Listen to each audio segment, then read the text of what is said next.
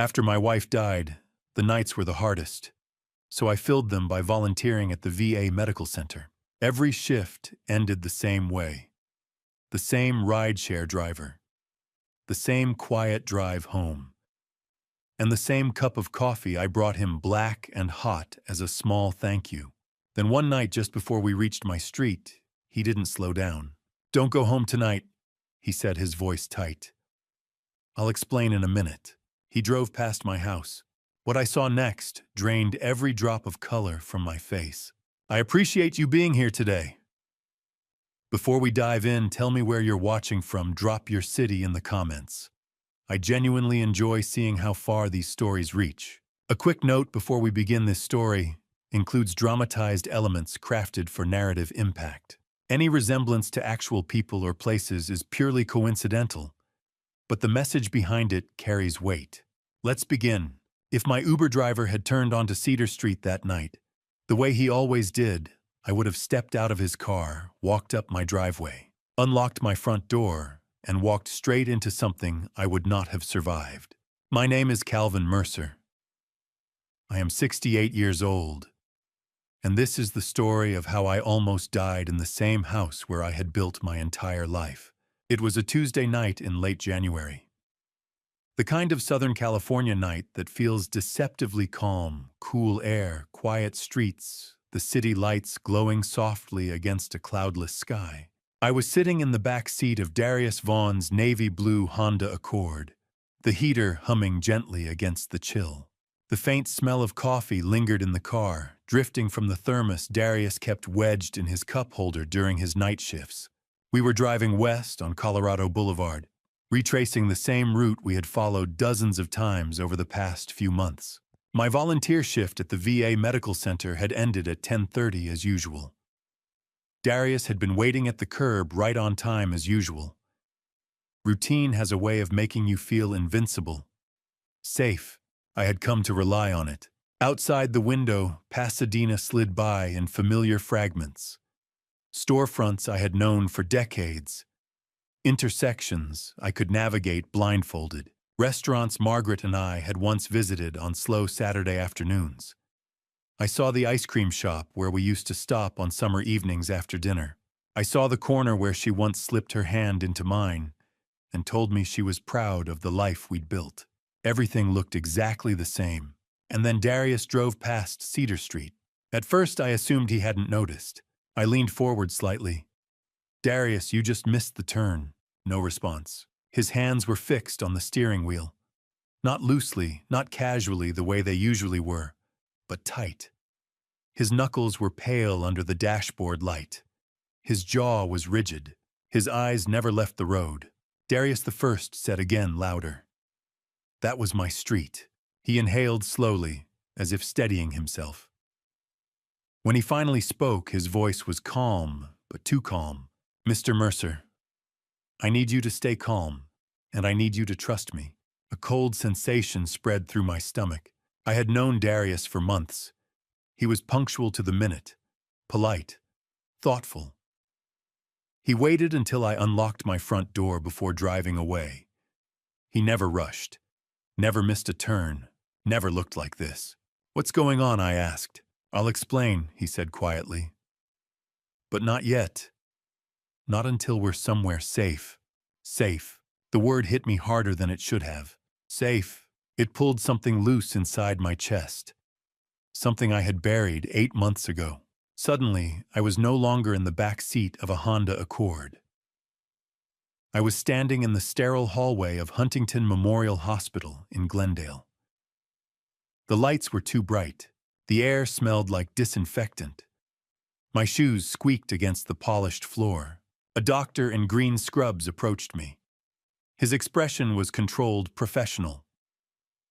"Too careful." "Mr. Mercer," he said gently. "I'm very sorry. We did everything we could." I don't remember answering him. I don't remember if I nodded or if I just stared.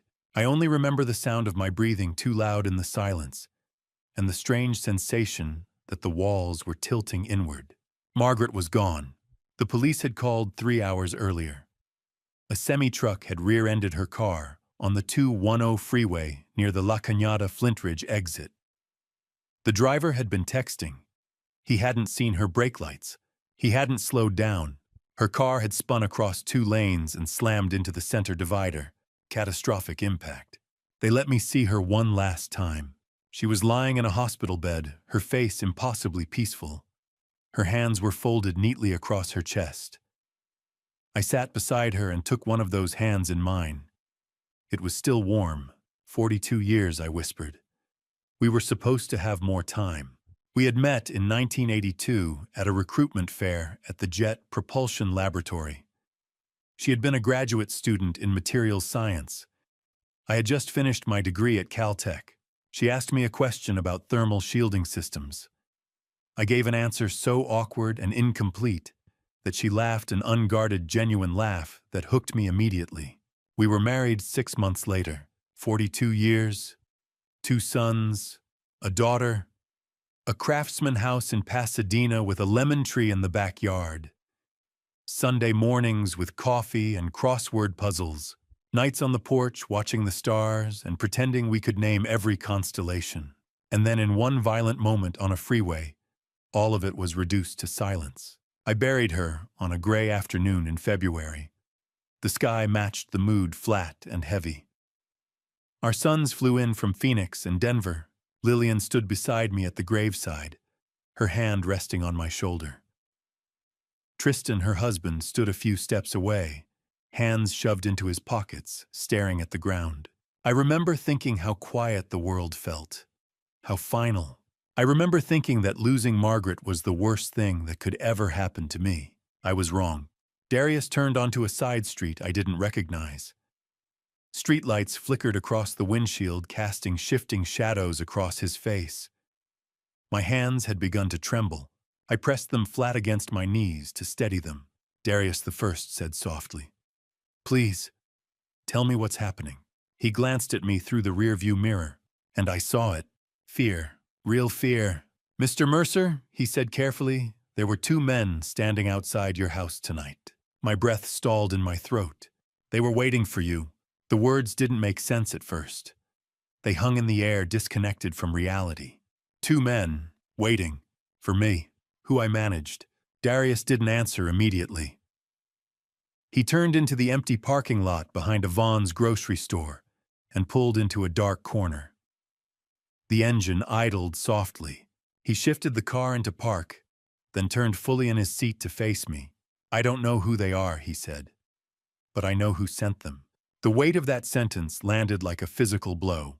My mind scrambled for explanations. Mistaken identity. Wrong house.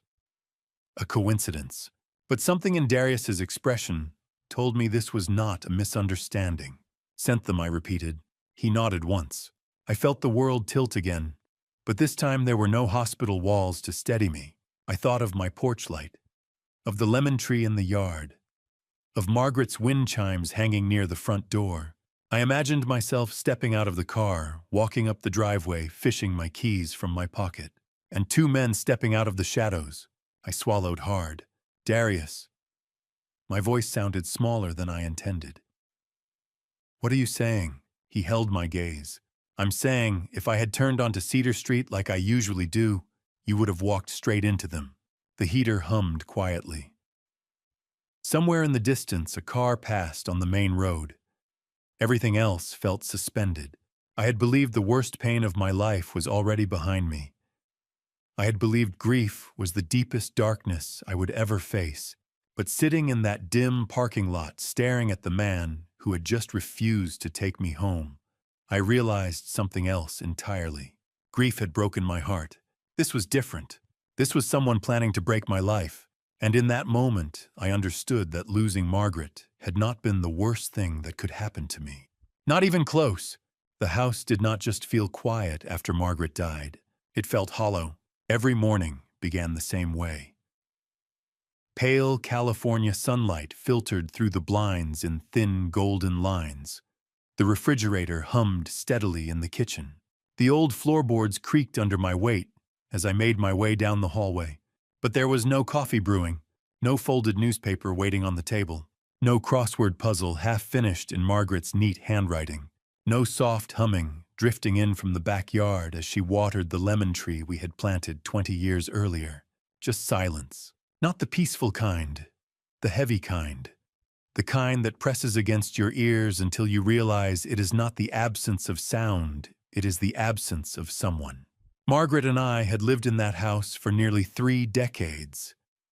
We bought it in the mid-90s, back when old Pasadena was still affordable, or at least affordable by Southern California standards.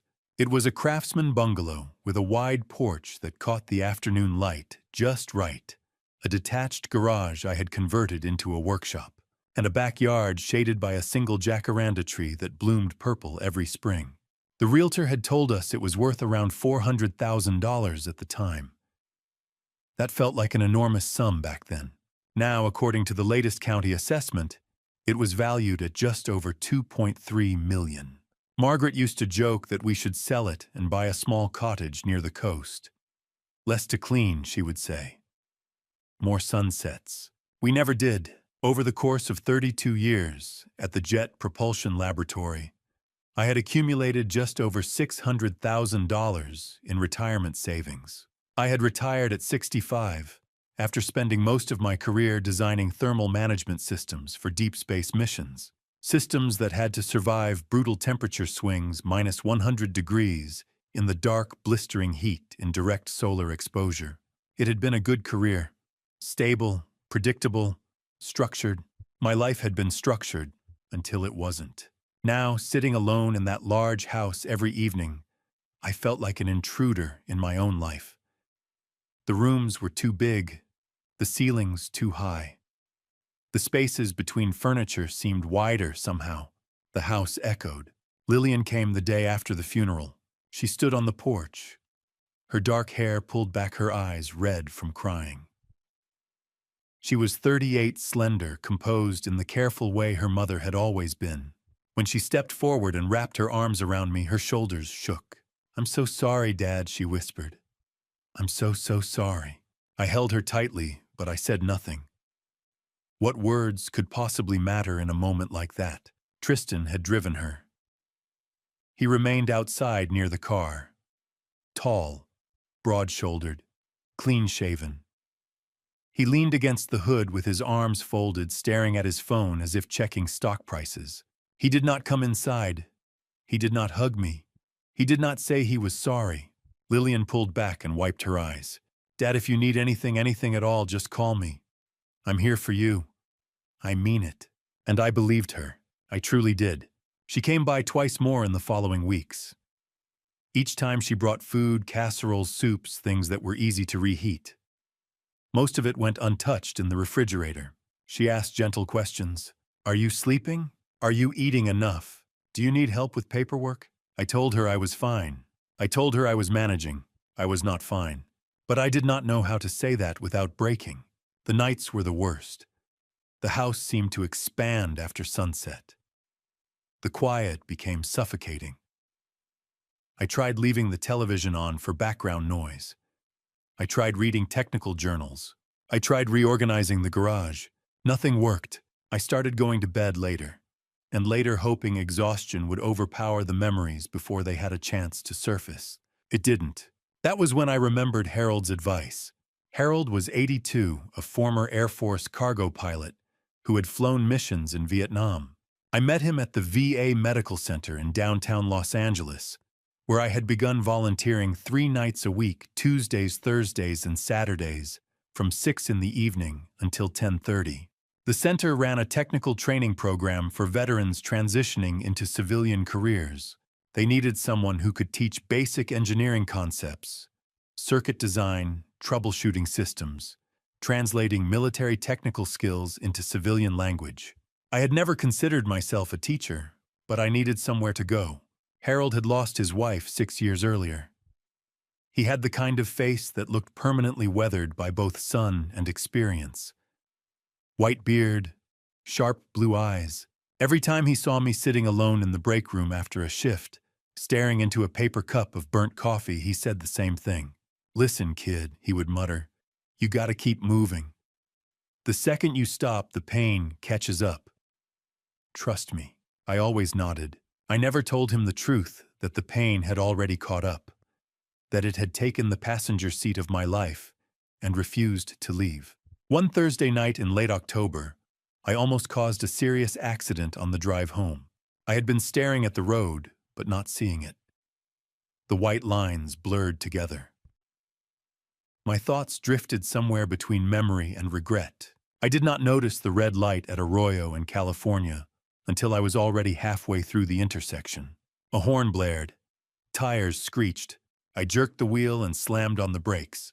My heart pounded so violently I thought I might faint. I pulled over and sat there for 10 full minutes, hands gripping the steering wheel, trying to steady my breathing. The next morning, my older son called from Arizona. He worked in finance. We had not spoken much since the funeral. Conversations felt awkward now, like neither of us knew what role to play. He asked how I was doing. I told him about the near miss. "Dad," he said carefully, "maybe you should consider using a rideshare service at night. Just until things settle." I bristled at the suggestion. I had driven safely for 50 years. I had designed systems that traveled millions of miles through space, and now I needed someone to drive me home from work. But I knew he was right. So the following Tuesday, I downloaded the Uber app. I felt ridiculous. I spent 15 minutes entering my credit card information. I stared at the interface as if it were a foreign language. I had spent decades designing precision systems for NASA missions, and I struggled to request a car on my own phone. At 10:30 that night, after my shift ended, I stood outside the VA building and pressed the button. 5 minutes later, a navy blue Honda Accord pulled up to the curb. The driver rolled down the window. "Mr. Mercer," he asked. He was a black man in his mid-40s with close-cropped hair and a calm, grounded presence. His voice was steady, controlled. I nodded and climbed into the back seat. The car was immaculate. Upholstery spotless. A faint lemon scent drifted from an air freshener hanging from the mirror. A small thermos sat in the cup holder. A folded jacket rested neatly on the passenger seat. "Good evening," he said. "I'm Darius.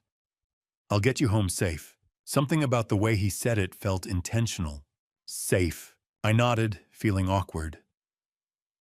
I was not used to sitting in the back seat of someone else's car. Not used to being the passenger in my own life. Darius did not force conversation. He merged smoothly into traffic. His hands rested confidently on the wheel. He did not speed. He did not weave. He drove with deliberate care, like someone who understood that responsibility did not end with the steering wheel. When we pulled up to my house on Cedar Street, I instinctively reached for my wallet. Darius shook his head. "It's already charged to your card, Mr. Mercer. You're all set." I thanked him and stepped out. As I walked up the driveway, I noticed something. The headlights remained on. The engine continued idling. Darius didn't leave. He waited. He stayed parked at the curb until I unlocked my front door, stepped inside, and turned on the porch light. Only then did his car pull away. At the time, I thought it was simple courtesy, professionalism, maybe standard practice. But looking back now, I understand something I didn't see then. That was the first sign. The first indication that Darius Vaughn paid attention to details other people ignored, that he noticed vulnerabilities, that he understood danger before it announced itself, and that long before I realized I needed protecting, he had already started watching. Over the next 3 weeks, Darius stopped being a rideshare driver in my phone app and became part of the architecture of my life. Every Tuesday, Thursday, and Saturday night, at precisely 10:30, I would step out of the VA medical center with my jacket buttoned against the cold, open the Uber app, and request a ride. And every single time, without fail, a navy blue Honda Accord would glide to the curb within minutes. At first, I told myself it was coincidence. Pasadena wasn't a small town, but it wasn't Los Angeles either. Maybe he just worked the same hours. Maybe the algorithm favored consistency. But by the 5th or 6th ride, I began to notice the pattern felt too precise to be random. One Thursday evening, as I slid into the back seat, I decided to ask, "Do you work this area a lot?" I said, closing the door gently behind me. Darius caught my eye in the rearview mirror. Mostly nights, he replied. Downtown to Pasadena. That's my route. Quieter traffic. Fewer problems. Safer for folks heading home late. Makes sense, I said. He nodded once. After a while, you get to know the rhythm of the streets. Don't even need the GPS half the time. As if to demonstrate, he pulled away from the curb and merged into traffic without glancing at his phone. No robotic voice directing him. No hesitation. He turned onto Alameda with the ease of someone who had memorized the city by heart. There was something reassuring about that. By the second week, I stopped sitting in the back seat. It had begun to feel overly formal, like I was being chauffeured rather than transported. One evening, I opened the front passenger door instead. Darius didn't question it. He simply reached over, adjusted the seat back a few inches to give me more room, and said with a small grin, "Welcome aboard." From that point on, the rides felt less transactional and more conversational. We didn't dive into heavy subjects. Not at first. We talked about ordinary things. The unpredictable weather in Southern California. The Lakers' disappointing defense. The endless construction on the 110 freeway that seemed destined to outlive us both. Darius had a way of listening that felt intentional. He didn't interrupt. He didn't offer unnecessary advice. He didn't pry. He would nod, occasionally add a brief comment, then let silence sit comfortably between us. One night, about halfway through November, he asked about my volunteer work. "You teach at the VA, right?" he said. "Technical stuff. Basic engineering," I answered. "Circuitry. Systems troubleshooting. A lot of the veterans already have hands-on experience. They just don't know how to translate it into civilian language. Certifications, resumes, interview answers." Darius considered that. "That's important work," he said. "A lot of vets don't get much support when they come back.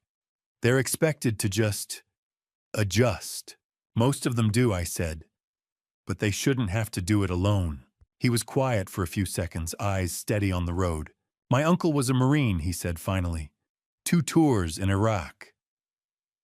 When he came home, he couldn't hold a job. Not because he wasn't capable. He just couldn't sleep. Couldn't sit still. Too many people in one room would set him off. "I'm sorry," I said softly. Darius gave a slight shrug. He found carpentry. Works mostly by himself now. Says the quiet helps. I nodded. I understood more than I said. Grief and trauma do not always announce themselves loudly.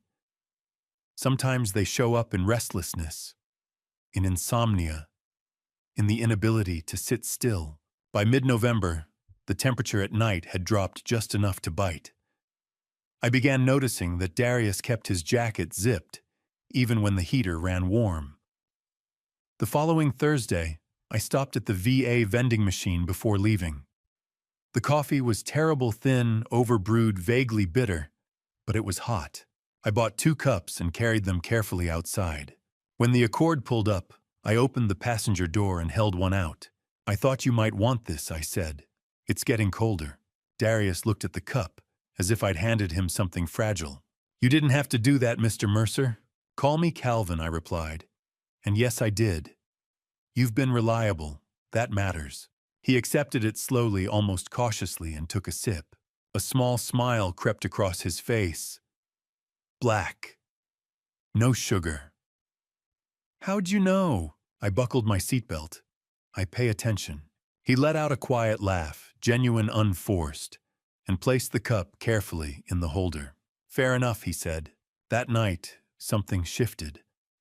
The conversation moved more easily, like a door that had finally opened. Darius told me about his daughter Keisha, 16 years old, a junior in high school, bright, focused, already thinking beyond her neighborhood. "She wants to study aerospace engineering," he said, pride woven into every syllable, "like you." I turned toward him, surprised. "Aerospace. Yeah. She's been obsessed with space since she was little.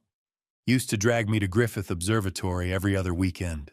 She'd stand in front of those planetarium displays for hours, reading every plaque like it was scripture. I couldn't help but smile. That's a good obsession to have. She's taking AP calculus now, Darius continued. I try to help her with homework, but I'm out of my depth. If she ever wants to talk to someone who's been in the field, I said I'd be happy to answer questions. I spent 32 years at JPL. I still know people there. He glanced at me, something softer in his expression. That's kind of you, Calvin, really. It's nothing, I said. Someone helped me when I was her age. We drove in silence for a few minutes after that not awkward silence, but shared quiet. The streetlights flickered across the windshield. The engine hummed steadily. Outside, Pasadena rolled by in dim storefronts and sleeping neighborhoods. For the first time since Margaret's death, the ride home did not feel like a descent into emptiness. It felt accompanied. Darius was not flashy. He was not dramatic. But he noticed things. The way I winced when the road was too bright. The way I hesitated before stepping out of the car. The way my shoulders tightened when we passed certain intersections. He always waited until I unlocked my door. Always. He never said he was watching out for me. He didn't need to. It showed in the details. In the way he adjusted the seat without being asked. In the way he chose smoother routes at night. In the way he kept his voice steady when conversation drifted too close to grief. Looking back now, I understand something I did not understand then. Those small gestures were not random acts of politeness. They were habits of awareness. And awareness, I would soon learn, is the difference between routine and survival. At the time, though, I simply thought I had found a dependable driver. I had no idea I had found something much more important. I had no idea how much those quiet rides, those small conversations about basketball and engineering, and a teenage girl dreaming about the stars would matter in the weeks ahead. And I certainly had no idea that the man who waited for my porch light to turn on would soon be the only reason I was still alive.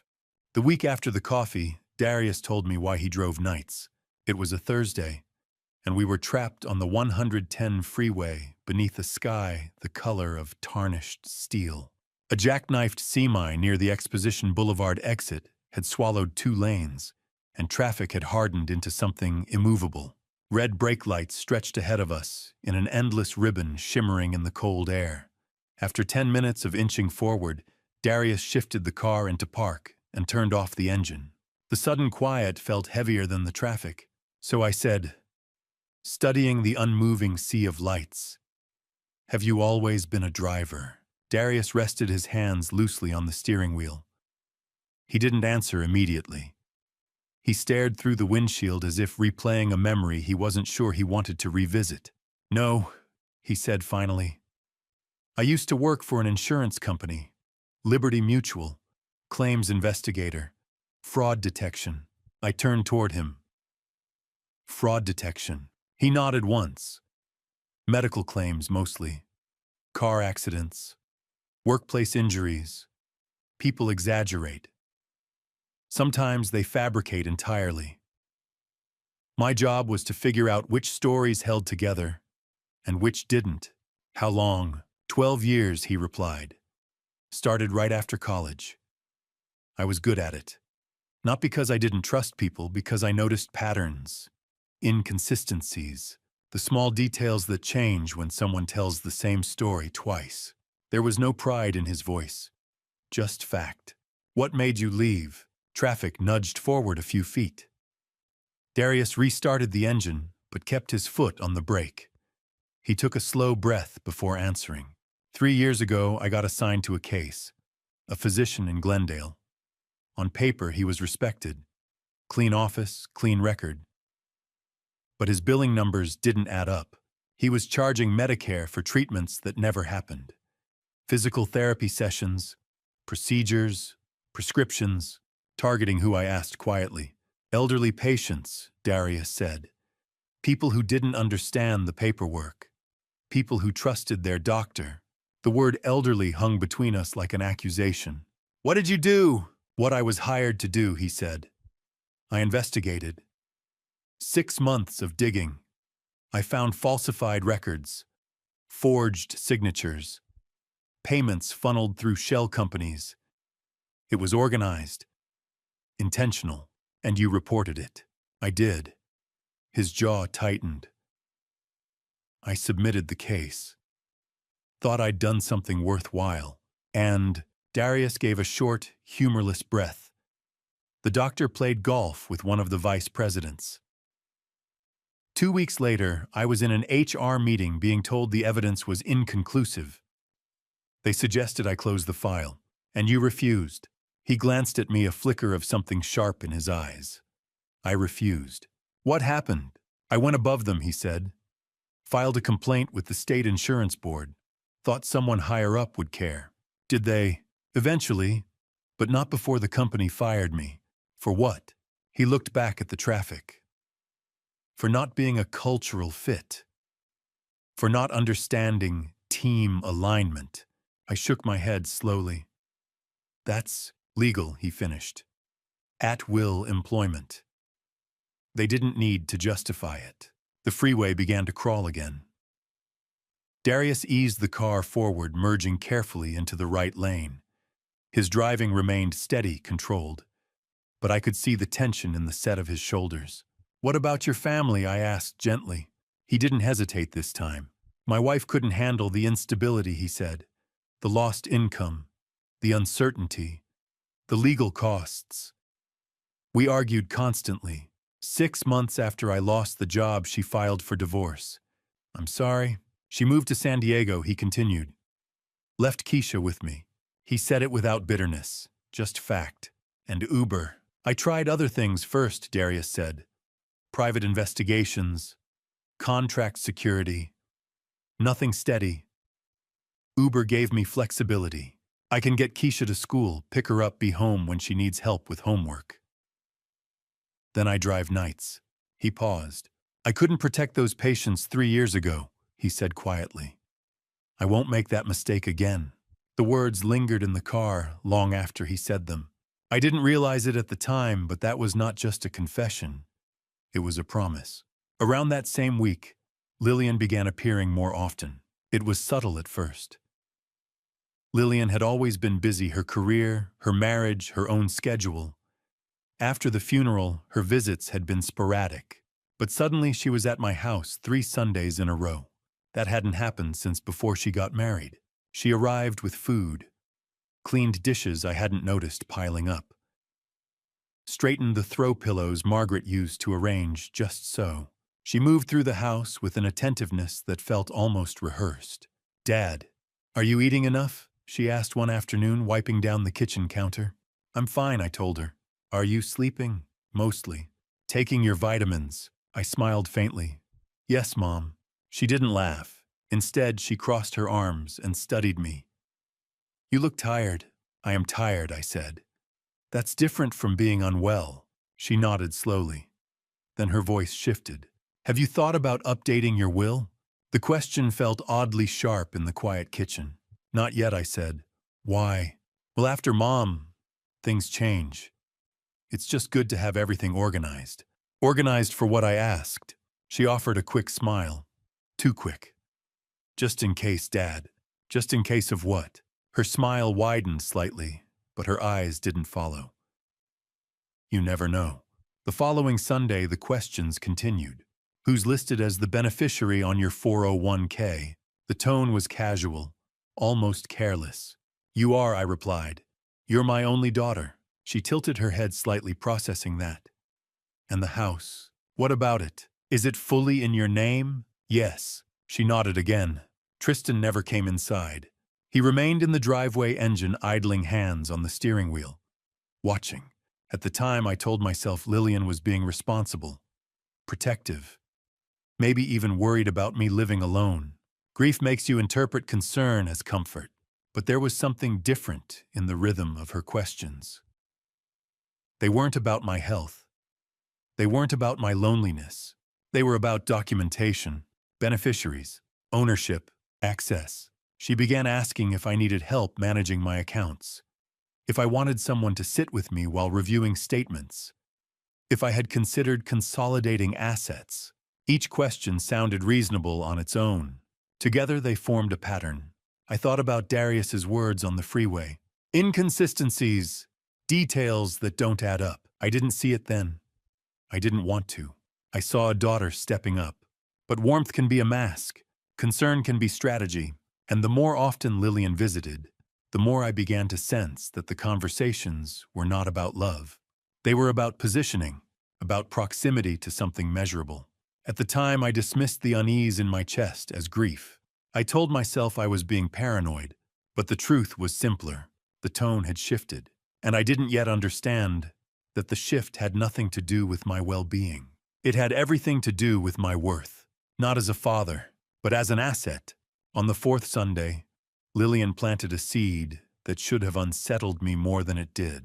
She was standing at my stove, stirring a pot of soup, as if she had always belonged there.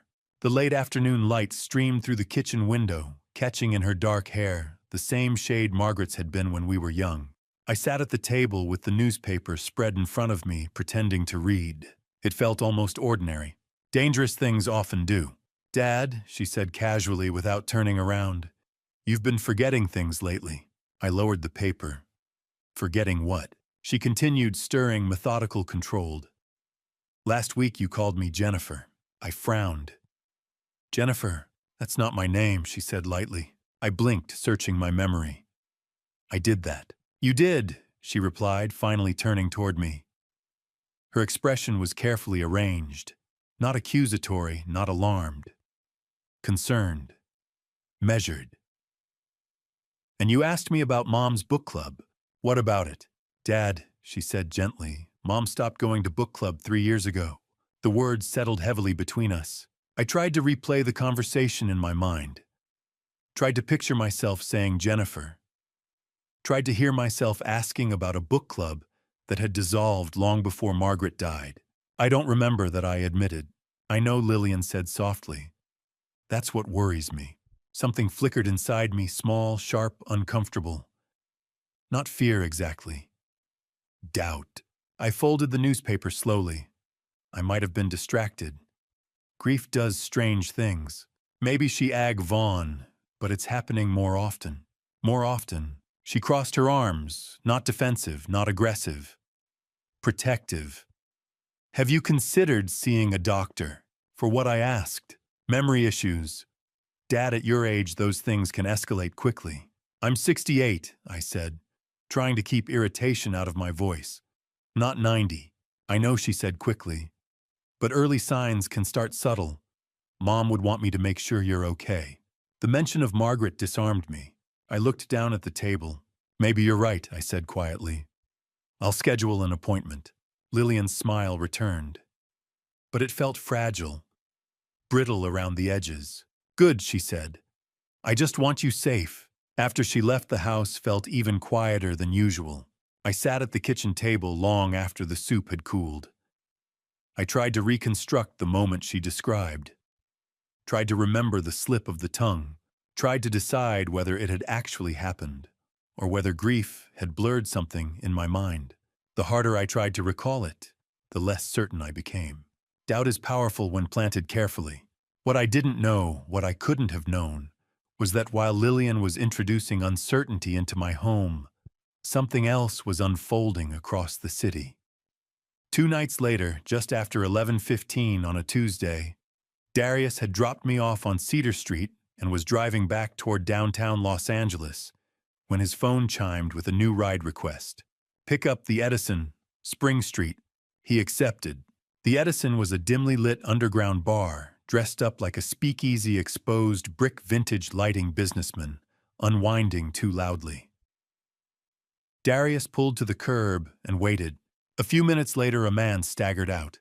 He was tall and broad-shouldered, dressed in an expensive suit that had lost its discipline. Tie loosened, collar open. His movements had the loose sway of someone deep into a bottle of whiskey. Darius unlocked the doors. The man climbed into the back seat without greeting him. "Glendale," he muttered. "I'll put the address in." Darius nodded and eased into traffic. He had transported enough intoxicated passengers to recognize the spectrum, sleepy, chatty, combative. This one radiated something sharper. Anger. "God damn old man," the passenger muttered barely above a whisper. Sitting on all that money. Darius kept his gaze fixed forward. No reaction. The man's phone lit up. He dialed without hesitation and didn't bother lowering his voice. "Yeah," he said louder now. "I'm handling it." Darius's fingers tightened slightly on the wheel. "She's got him wrapped around her finger," the man continued. "Just need a few more weeks." The words hung in the air. Darius glanced briefly at the rearview mirror. The man's jaw was clenched, eyes unfocused. "The house alone is worth over $2 million, the man said. "Pasadena, plus the retirement accounts. We're talking $3 million easy." Pasadena, old man, $3 million. A cold sensation slid down Darius's spine. He remained silent, calm, invisible. "Just get the paperwork signed." The passenger continued. "Once he's declared incompetent, we move him into a facility. Sell the house. Liquidate the accounts. Done." Declared incompetent. Darius's pulse slowed, not from calm, but from focus. He turned onto the 134 freeway mind-assembling fragments, the way he had been trained to do years earlier. Insurance fraud had taught him to listen for structure, intention, planning. This was not drunken rambling. This was logistics. The man ended the call and tossed his phone onto the seat beside him. For a moment, there was only the sound of tires on pavement. Darius drove without speaking. He knew enough about human behavior to understand the difference between fantasy and execution. The language this man used, paperwork incompetent facility liquidate, was procedural, calculated. When they arrived in Glendale near a modern condo complex off Brand Boulevard, the passenger climbed out without acknowledgement. No tip, no thanks, just a slammed door. Darius sat there for several seconds after the man disappeared into the building. Pasadena, old man, $3 million. He replayed the conversation in his mind, cataloging the details. She's got him wrapped around her finger. Just need a few more weeks. Declared incompetent. Darius didn't know who the old man was, but he knew something else. He had once failed to protect elderly victims when corporate politics silenced him. He would not fail again. At that moment, the pieces were still scattered, disconnected. A grieving father in Pasadena, a daughter asking about wills, a drunk man discussing incompetency paperwork. Darius didn't yet know how those threads would converge. He only knew he had just overheard the first outline of something dangerous. And somewhere in that outline, though he did not yet see it, clearly was me. 5 days later, something happened that I knew nothing about. At the time, I was sitting at my kitchen table arguing silently with my own memory, wondering whether I had truly called my daughter by the wrong name. I did not know that across the city a different argument was taking place, one that would determine whether I lived long enough to question anything again. Darius told me this part months later when the dust had settled and the danger had passed. I am telling it to you now, so you understand how thin the line was between my ordinary life and something far darker. It was a Tuesday night. 5 days after Darius had driven the drunk man from the Edison to Glendale. He was parked near the VA Medical Center at 10:45, engine idling, waiting for the next ride request to come through. The November air had turned sharp, the kind that settles into your bones if you sit too long without moving. Then his phone chimed. He glanced down at the screen. Passenger name Tristan M. Darius froze. Tristan. The same man who had slurred through a phone call about an old man in Pasadena, about a house worth over $2 million, about incompetency and liquidation. Darius watched the screen for several seconds, as if expecting the name to change. It didn't. He accepted the ride. The pickup location was the Golden Gopher on South Main Street, a narrow bar tucked between brick buildings, dim and heavy with the smell of old wood and spilled beer. Darius pulled up at 10:50 p.m. and waited. A few minutes later, Tristan emerged. He looked worse than the first night. His tie hung crooked. His shirt was untucked. His movements were looser, less controlled. He swayed slightly as he approached the car. Darius unlocked the doors. Tristan dropped into the back seat with a dull thud slumping against the window. "Glendale," he muttered. "Same place." Darius nodded and pulled away from the curb. He said nothing. He drove the way he always did, steady, neutral, forgettable. The kind of driver you stop noticing after 30 seconds. For the first few minutes, Tristan was silent. Then his phone rang. He answered without hesitation. "Yeah," he said loudly. "I'm on my way." Darius kept his gaze fixed forward. The rearview mirror offered a narrow slice of the back seat, Tristan's jaw-tight eyes unfocused but intent. The Dr. Ag Von Tristan continued. "Dr. Lawson, 10,000. He'll sign the paperwork." Darius felt something cold settle behind his ribs. "He says early onset cognitive decline," Tristan went on. "That's all we need." The words clicked into place. "Doctor, paperwork, diagnosis. After that, we get power of attorney," Tristan said. "Move him into a facility. Sell the house." Easy. Power of attorney. Facility. Sell the house. This was no longer drunken fantasy. This was execution.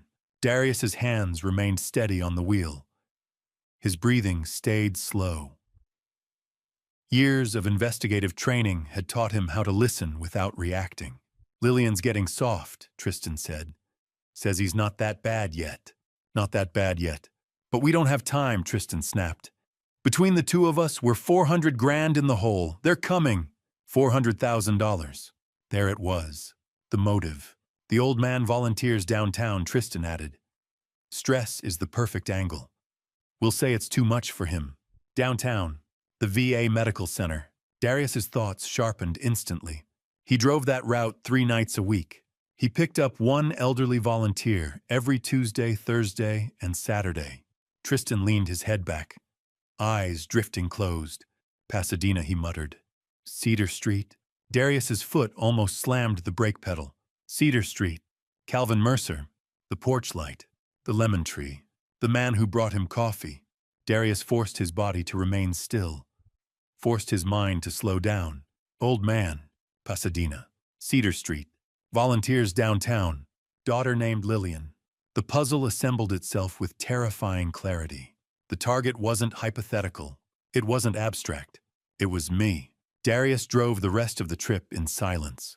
When they reached the same condo complex near Brand Boulevard, Tristan stumbled out without acknowledgement. No thank you. No tip. No backward glance. Just the slam of a door. Darius remained parked in the driveway long after Tristan disappeared inside. His heart was pounding so hard, he could feel it in his throat. He replayed every word in his head. "Dr. Lawson, $10,000. Early onset cognitive decline. Power of attorney. Facility. Liquidate assets. 400,000 in debt. Cedar Street." He had once listened to elderly patients describe medical procedures that had never happened, fraud disguised as care. He had once tried to stop a physician who falsified records. He had once lost his job for refusing to look away. He wasn't going to look away now. Darius pulled out of the complex and drove home. It was nearly 1:30 in the morning when he stepped into his kitchen. The house was quiet. Keisha was asleep upstairs. The refrigerator hummed softly in the dark. He sat at the table and pulled out his phone. Notes app. He began typing. Date Tuesday, November 14th, time. 10:50 p.m. to 11:30 p.m. Passenger Tristan M. Repeat from November 9th. Key statements. Old man Pasadena, Cedar Street. Dr. Lawson, $10,000. Dementia diagnosis. Power of attorney facility placement. Sell house $2 million plus retirement accounts $400,000 debt. Daughter Lillian. He stared at the list. Then he opened a browser and typed, Elder Financial Abuse Power of Attorney California. The screen filled with articles. Conservatorship fraud, medical collusion, families draining bank accounts, legal exploitation disguised as protection. It was not rare. It was not dramatic. It was procedural. Darius leaned back in his chair. 3 years earlier, he had uncovered a physician who billed Medicare for treatments that never occurred. He had built the case carefully, documented everything, reported it. and he had been silenced, fired, discredited. The elderly patients in that case had remained vulnerable longer than they should have. He had carried that failure like a weight. Now, sitting alone at his kitchen table at 1:30 in the morning, Darius realized something. He had been placed back in the exact same position. An elderly man, a corrupt doctor, paperwork designed to strip autonomy. Except this time the elderly man had a name, Calvin Mercer. Darius picked up his phone again and added one final line. Calvin Mercer, 68, Pasadena, target plan, fake dementia diagnosis, obtain POA, institutionalize, liquidate assets, need proof. He set the phone down. The house was silent, but his mind was not. He understood something critical. Overheard conversations were not enough. Suspicion was not enough. Even a detailed note was not enough. If he approached me without evidence, I might dismiss him. If he went to police without documentation, they might dismiss him. If he confronted Tristan prematurely, the plan could accelerate. He needed something undeniable. Recorded proof, financial records, confirmation of the doctor's involvement. Something that could not be waved away as misunderstanding. Darius sat in the dark kitchen for a long time that night. He had already made the decision. He would not ignore this. He would not let another elderly person become paperwork. But before he said a single word to me, he would build the case, and this time no one would be able to bury it. What I didn't know, what I couldn't have imagined, was that Darius was about to cross a line that frightened even him. Technically, what he chose to do lived in a gray area, maybe darker than gray. He told me this months later after everything had unraveled, and the truth was no longer dangerous to speak aloud. At the time, I was moving through my routine teaching at the VA, second-guessing my memory, replaying Lillian's careful concern in my head, and wondering if I really was slipping. I had no idea that Darius was preparing for something. The morning after he documented Tristan's call in his Notes app, Darius drove to a Best Buy on South Lake Avenue in Pasadena. He walked past rows of televisions and laptops to the automotive electronics aisle and stood there longer than he meant to. Dash cameras lined the shelf, sleek packaging, promising security protection, peace of mind. He chose one with built-in audio recording. $139.99 before tax. Money he didn't truly have to spare, but money he felt he couldn't afford not to spend. He paid in cash. That afternoon, he installed it himself. The camera sat just below his rearview mirror, small and discreet, a blinking red light, the only indication it was active. Most passengers wouldn't notice it, and if they did, they would assume it was standard safety equipment for a rideshare driver. Because it was, at least partially. Darius didn't stop there. He opened Uber's terms of service and read the recording policy twice. Drivers may record rides for safety purposes by using the service passenger's consent to recording. The wording wasn't ironclad. It wasn't a formal legal shield, but it was enough ambiguity to let him sleep at night. Barely. As an added precaution, he opened the Voice Memos app on his iPhone and placed the phone inside the pocket, behind the passenger seat. Backup audio. Redundancy. Old habits from his investigative days. He knew the risks. If Tristan discovered the recording, Darius could be sued. Reported. Deactivated. He could lose his account, his primary source of income. But he also remembered something else. An elderly man who brought him coffee. An elderly man who treated him like a colleague instead of hired help. An elderly man who offered to mentor his daughter without hesitation. Darius had once failed to protect elderly patients because corporate politics shut him down. He would not fail again. 3 nights later, Friday, November 17th at 11:40 p.m., his phone chimed. Passenger Tristan M. Darius felt his pulse jump. He glanced at the dash camera. The red light blinked steadily. He checked the phone tucked behind the seat. Voice Memos was recording. He accepted the ride. Pickup Commerce Casino. The casino's lights glared against the dark sky, artificial brightness, masking late-night desperation. Darius pulled into the valet lane and waited. A few minutes later, Tristan emerged. He looked worse than either previous encounter. Shirt untucked, tie gone, collar stained, face flushed and damp with sweat. The scent of whiskey reached the front seat before the door fully closed. He dropped into the back seat. "Glendale," he slurred. Darius nodded and pulled away. No greeting, no small talk. For several minutes, the only sound was the hum of tires against asphalt. Then Tristan's phone rang. He answered immediately. "Yeah," he said loudly. "I hired them." Darius's grip tightened around the steering wheel. "Two guys," Tristan continued. "They know what to do." Darius kept his breathing steady. "If the old man signs the paperwork, great," Tristan said. "If he doesn't, they'll persuade him." The word hung in the air. Persuade. Darius heard a faint voice on the other end of the call. How hard it asked. Tristan laughed. "Whatever it takes," he said. "Just don't leave marks. Make it look like he fell or something." Darius felt his knuckles turn white. "Don't leave marks. Make it look like he fell. Lillian doesn't know about this part." Tristan continued, voice thick with alcohol. "She thinks we're just moving him into a facility. Clean and simple. But I'm not gambling $3 million on a signature. $3 million. My life reduced to a number." "The old man lives alone," Tristan added. "Big house, easy." Darius's stomach dropped. Easy. He had seen how I unlocked my door slowly at night. How I sometimes paused before stepping onto the porch. How grief had softened my awareness. "Next week," Tristan's voice sharpened. "After he gets home from volunteering, he'll be tired. Guard down. Next week. 7 days, maybe fewer." Tristan ended the call and tossed his phone beside him. He leaned back, eyes drifting shut, as if he had just finished discussing weekend plans. Darius drove without speaking. Every instinct screamed at him to react, to confront, to demand. He did none of it. He focused on the road. When they reached the Glendale condo complex, Tristan stepped out without acknowledgement. No tip, no thank you, just the hollow thud of the door slamming shut. Darius remained in the driveway long after Tristan disappeared inside. The engine idled softly. He reached back and stopped the voice memos recording. 25 minutes.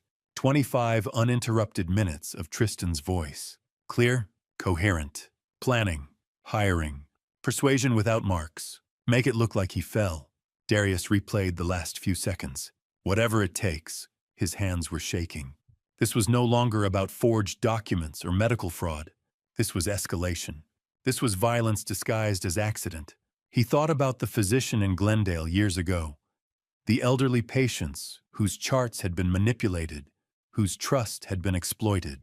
He had tried to protect them and been silenced. Now he had something different. Evidence, audio, proof of intent. But proof alone wasn't enough yet.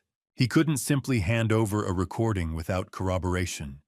He needed context, timeline, pattern. He needed to protect me without tipping off Tristan. Because if Tristan suspected exposure, the plan could accelerate.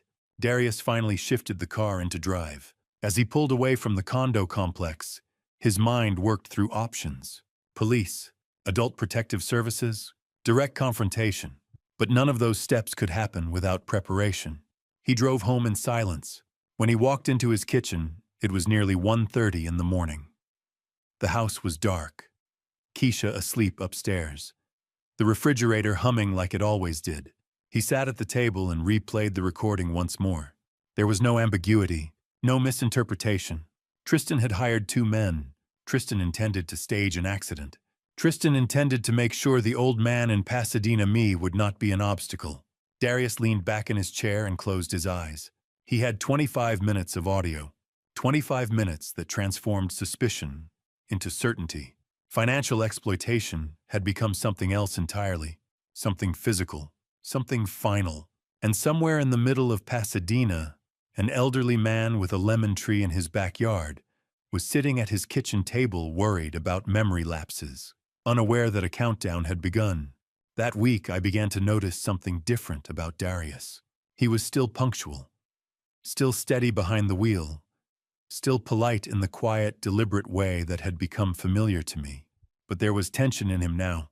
a tightness around his eyes, a pause before he answered simple questions, a silence that felt heavier than before. At the time, I assumed he was tired, overworked, maybe worried about his daughter's college applications. I had no idea that he was wrestling with a decision that could cost him everything. Months later, after the arrests, after the courtroom, after the truth had torn through my life like a storm, Darius told me about that Saturday night. It was 2 in the morning. He had just dropped Tristan off in Glendale again. The recording sat on his phone, 25 minutes of it. Clear, detailed, cold. Evidence that someone intended to hurt an elderly man in Pasadena. Evidence that someone intended to hurt me. Darius walked into his house quietly, so he wouldn't wake Keisha. The kitchen was dark, except for the faint glow of the microwave clock. He sat at the table, elbows resting on the wood phone in his hands. He replayed the audio, Tristan's voice. Make it look like he fell. Whatever it takes. Next week. Darius stared at the ceiling. What was he supposed to do with this? If he went to the police, they would ask how he obtained the recording. He would have to admit he was capturing audio in his vehicle. Even if Uber's policy allowed recordings for safety purposes, it wasn't airtight. Not in California. Not without explicit consent. He could lose his Uber account. He could be sued. He could be accused of violating privacy laws. And even if law enforcement listened, if they took it seriously, there was another question looming. Would I believe him? Would a 68-year-old father trust a rideshare driver he had known for a few weeks over his own daughter? Darius sat in the dark, hands pressed to his temples. 3 years earlier, he had taken a stand against fraud. He had been right. And it had cost him his job, his reputation, eventually his marriage. Now he was being asked by circumstance, by conscience, to risk again. For a man who had simply offered him coffee. For a man who had offered to mentor his daughter. For a man he barely knew. He reached for his phone, intending to turn it off and go upstairs. To postpone the decision. Then he heard footsteps. Keisha stood in the doorway, in an oversized Caltech sweatshirt, holding a glass of water. Her hair was tied up in a loose bun. She squinted against the kitchen light. "Dad?" she asked softly. "You okay?" Darius forced a small smile. "Yeah, just couldn't sleep." Keisha walked over and sat across from him. She had always been perceptive. She could read him the way he read case files. "What's wrong?" she asked. He hesitated. What if he said slowly, "Someone you care about is in danger from their own family, and they don't know it?" Keisha frowned. "Then you tell them." "What if they don't believe you?" "Then you show them proof," she said immediately. "That's what you do. That's what you've always done." Darius was quiet. Keisha leaned forward. "Dad, you've told me my whole life that the worst thing someone can do is see something wrong and pretend they didn't. You said that about your old job. You said it about the doctor." She paused. "Don't start pretending now." Something shifted in him. He reached across the table and squeezed her hand. "Thank you," he said quietly. She gave him a sleepy smile. "Go to bed. You'll figure it out." And in that moment, sitting in the quiet kitchen with his daughter, Darius made his decision. He would act, even if I doubted him, even if it cost him. The following Tuesday night, I climbed into his car, carrying 2 cups of vending machine coffee as usual. I handed him one. He accepted it, but didn't drink. He just held the cup between his palms, staring through the windshield as if rehearsing something. "Mr. Mercer," he said carefully, "can I ask you something personal?" I looked at him, surprised by the tone. "Of course. Your daughter, Lillian. Do you see her often?" I smiled faintly. "More than I used to. She's been wonderful since Margaret passed. Visits almost every week." Darius nodded slowly. "Has she been asking about your finances?" he asked. "Your accounts. Estate planning." I blinked. "Yes, actually. She's just being responsible, making sure everything's in order." "That's normal, isn't it?" Darius was silent for a few seconds. "In my old job," he said carefully, I saw a lot of situations where concern wasn't always what it looked like. Sometimes people who seem helpful have other motives. I felt a prickle of irritation. Darius the First said, trying to keep my voice steady, "Lillian is my daughter." "I know," he replied softly. "I'm just saying be careful. Make sure you're trusting the right people." I let out a small laugh. It sounded thinner than I intended. Of course I trust her. Darius didn't argue. He simply nodded and put the car in drive. We rode in silence. When we reached Cedar Street, he turned toward me one last time. "If anything ever feels wrong," he said quietly, "anything at all, call me. Please." His seriousness unsettled me. "Okay," I said confused. "I will." I watched his taillights disappear and stood for a moment on my driveway, wondering what had just happened. 2 days later, on Thursday afternoon, Lillian arrived with Chinese takeout. Orange chicken, fried rice, egg rolls. We ate in the kitchen, laughing lightly about something trivial. For a few minutes, it felt like before, like when she was younger, when Margaret was still here. After we finished, Lillian set down her fork. "Dad," she said gently, "I made you a doctor's appointment." My stomach tightened. "What?" "You said you'd go," she reminded me. "To get your memory checked."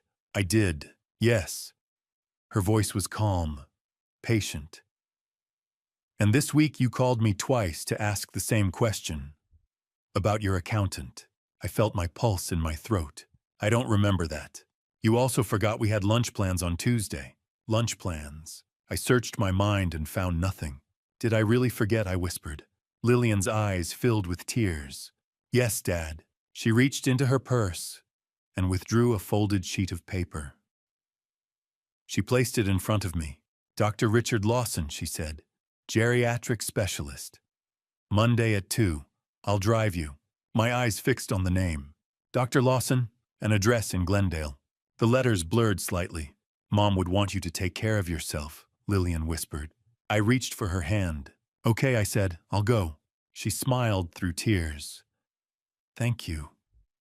I love you." "I love you too." After she left, I remained at the table staring at the appointment slip.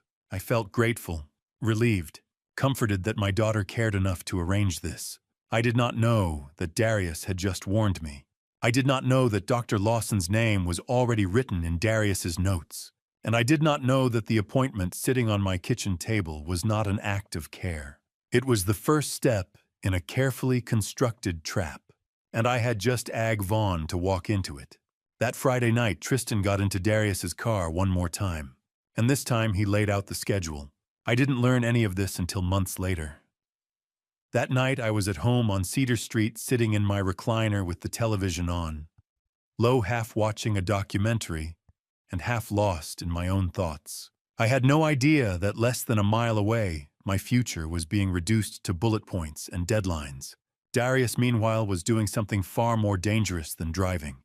He was collecting evidence that would keep me alive. It was 11:20 p.m. when his phone buzzed with a new request. Passenger Tristan M. Pickup, East Colorado Boulevard. Darius felt his stomach drop. East Colorado was too close. Less than 10 blocks from my house. He accepted the ride anyway. As he drove toward the bar, he checked everything automatically, dash camera blinking red. Voice memos recording. Phone battery charged. Memory space available. Prepared. Tristan walked out a few minutes later. He wasn't drunk this time. That was what unsettled Darius most. Tristan's tie was straight, his shirt tucked in, his steps steady, his eyes sharp and alert. There was no sway in his gait, no slur in his voice. Sober, calculated. He slid into the back seat and gave an address in Glendale. Darius nodded and merged into traffic. For the first few minutes, Tristan said nothing. Then his phone rang. "Yeah," Tristan answered. "Let me confirm the timeline." Darius's pulse quickened, but his posture remained relaxed. "The doctor sees him Monday." Tristan continued. "Dr. Lawson signs off on cognitive decline. That gives us the paperwork." Darius felt a cold line of clarity run through him. "Monday. By Wednesday, Tristan said we'll have power of attorney." Power of attorney by Wednesday. Darius kept his breathing even. Wednesday night, Tristan went on after he gets home from volunteering. Around 10:30, Darius's hands tightened slightly on the wheel. He'll be alone, Tristan said. You go in. Get him to sign the asset transfer. If he refuses, there was a pause. We know what to do, a voice responded faintly on the other end. Tristan's tone hardened. Make it clean, heart attack, fall, whatever works. Just make it look natural. Darius's knuckles went white.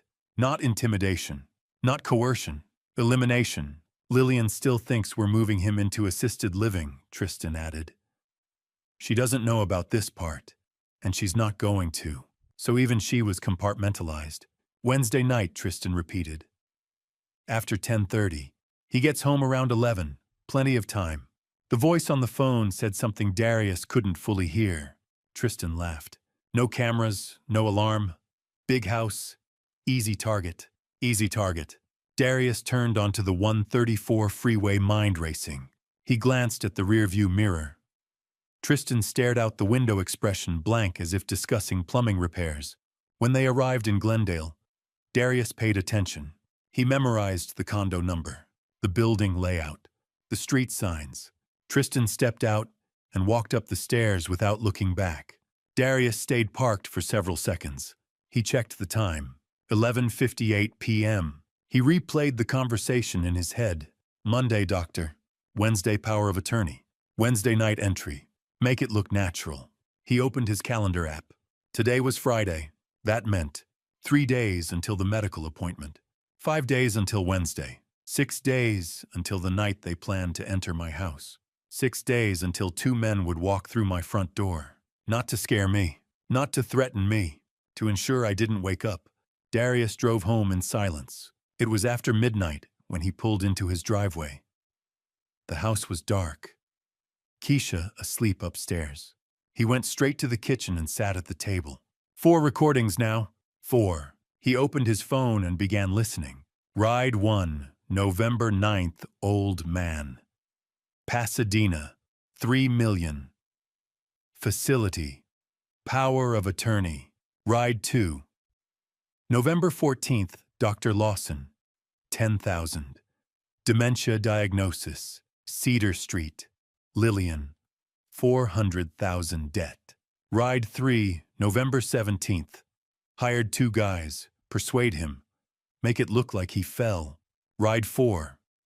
November 24th, Monday, doctor. Wednesday, POA. Wednesday night entry. Make it look natural. The progression was unmistakable. This wasn't speculation anymore. It was a timeline. Darius backed up the files immediately. First to iCloud, then to Google Drive. Redundancy. Then he composed an email to himself. Subject evidence, Calvin Mercer case. Open if something happens to me. He attached all 4 recordings, screenshots of his notes, dates, times, locations. He hit send. He leaned back in his chair and stared at the ceiling. He had done this before documented fraud assembled cases. But this was different. This time, someone could die before paperwork caught up. The next morning, Keisha found him still sitting there. He hadn't gone to bed. Dad, she said softly, stepping into the kitchen. You look terrible. He looked up slowly. I might lose my job over this, he said. Maybe more. Keisha sat down across from him. Is it the right thing? He nodded. Yes. Then do it. Simple. Clear. Darius reached across the table and squeezed her hand. The decision crystallized. Tuesday night, when he picked me up from the VA, he would tell me everything. He would play the recordings, show me the notes, explain the timeline, convince me that my daughter and her husband were planning not just to take my house, but to remove me from the equation entirely. And if I refused to believe him, if I defended Lillian, if I dismissed him, he would go to the police anyway, because by Wednesday night 2 men would be waiting for me. Darius didn't know yet whether I would trust him. He didn't know whether law enforcement would move fast enough. He only knew one thing. The clock was running, and by Tuesday it might already be almost too late. Monday afternoon, Lillian drove me to see Dr. Lawson. I believed it was a precaution, a formality, a daughter being responsible. It was neither. We pulled into the parking structure of a sleek medical office building on South Lake Avenue at exactly 2 o'clock. The place looked immaculate, glass facade, polished concrete, tasteful landscaping. The kind of building designed to reassure you before you ever meet the doctor. Lillian parked carefully and turned off the engine. "You ready?" she asked gently. I forced a small smile, as I'll ever be. Inside the lobby smelled faintly of lemon disinfectant and expensive coffee. The floors gleamed. A large, abstract painting hung behind the reception desk. Everything about the place suggested competence, stability, authority. Lillian checked me in while I stood beside her like a schoolboy waiting outside the principal's office. We sat in the waiting area together. She flipped through a lifestyle magazine without really reading it. I stared at a muted television mounted in the corner. A health segment played silently, captions crawling across the bottom of the screen. Neither of us spoke much. When the nurse called my name, Lillian squeezed my hand. "I'll be right here, Dad," she said softly. "You've got this." I nodded and followed the nurse down a long, carpeted hallway. Dr. Richard Lawson's office looked exactly as you would expect a geriatric specialist's office to look. Diplomas framed in dark wood covered one wall, medical school board certifications, affiliations with prestigious organizations. There was even a photograph of him shaking hands with a public official, both smiling confidently at the camera. The room was curated to inspire trust. Dr. Lawson stood as I entered. He was in his early 60s, silver hair, neatly combed, wire-rimmed glasses perched low on his nose. His handshake was firm, his smile warm but measured. "Mr. Mercer," he said, "thank you for coming in. Your daughter is very concerned about you." I gave a small shrug. "She worries." He smiled politely. "That's what daughters do." He began with simple questions. "What year is it?" "And who is the president?" I paused briefly. "Donald Trump. Just began his second term." "Good," he said, making a note. "I'm going to say 3 words," he continued. "Repeat them back to me and I'll ask you to recall them later. Apple, table, penny. Apple, table, penny. Excellent." He handed me a blank sheet of paper and a pen.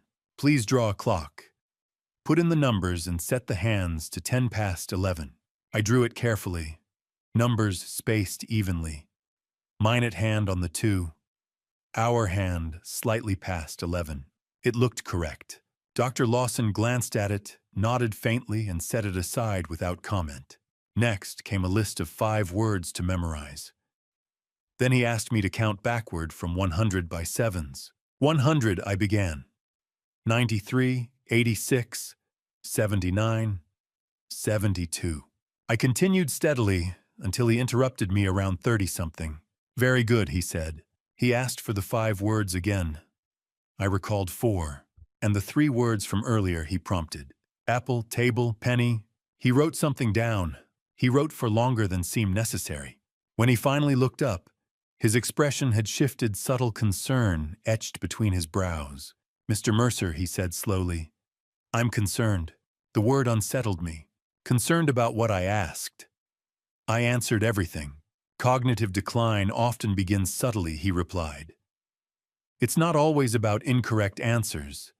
It's about patterns, hesitation, processing time." I didn't hesitate, I said, frowning. He continued as if I hadn't spoken. "Based on today's evaluation, I'm seeing early indicators of cognitive impairment." The room felt smaller. "Impairment," I repeated. "Yes," he said calmly. "Early stage cognitive decline. Likely progressive." My pulse began to pound in my ears. "No," I said. "That's not right. I feel fine." He reached for his prescription pad. "Early intervention is critical," he said. "I'm prescribing donepezil. It may help slow progression." Donepezil, I stared at him. "That's for dementia. It's commonly used in early-stage cases. I don't have dementia." He did not argue. He simply pressed a button on his desk phone. "Could you send Lillian in, please?" A moment later, she appeared in the doorway. Dr. Lawson turned toward her, shifting his body slightly so that I felt peripheral. "Your father is showing signs of early cognitive decline," he said gently. It's not severe yet, but it will require supervision. Lillian's hand flew to her mouth. Oh my God, she whispered. Dad. I stood up abruptly. This is ridiculous. I answered everything. Denial is common, Dr. Lawson said calmly, addressing Lillian rather than me. Patients often lack insight into their deficits. Deficits. Lillian's eyes filled with tears. Dad, why didn't you tell me it was this bad? It's not bad, I insisted. I'm fine. Dr. Lawson continued in the same composed tone. I recommend you begin considering assisted living arrangements within the next few months. For his safety. Safety. As if I were a hazard to myself. Lillian nodded through tears. We'll do whatever we need to. I felt invisible. I don't need assisted living, I said, my voice rising. This is absurd. Dr. Lawson handed me the prescription. 1 tablet daily. Follow up in 4 weeks. He spoke with finality as though the matter were settled. The nurse opened the door.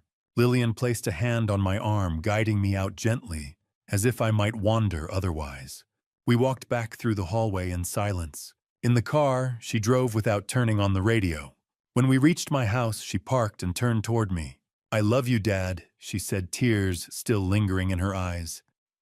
We're going to handle this together. I nodded because I didn't trust my voice. Inside my living room after she left, I sat alone.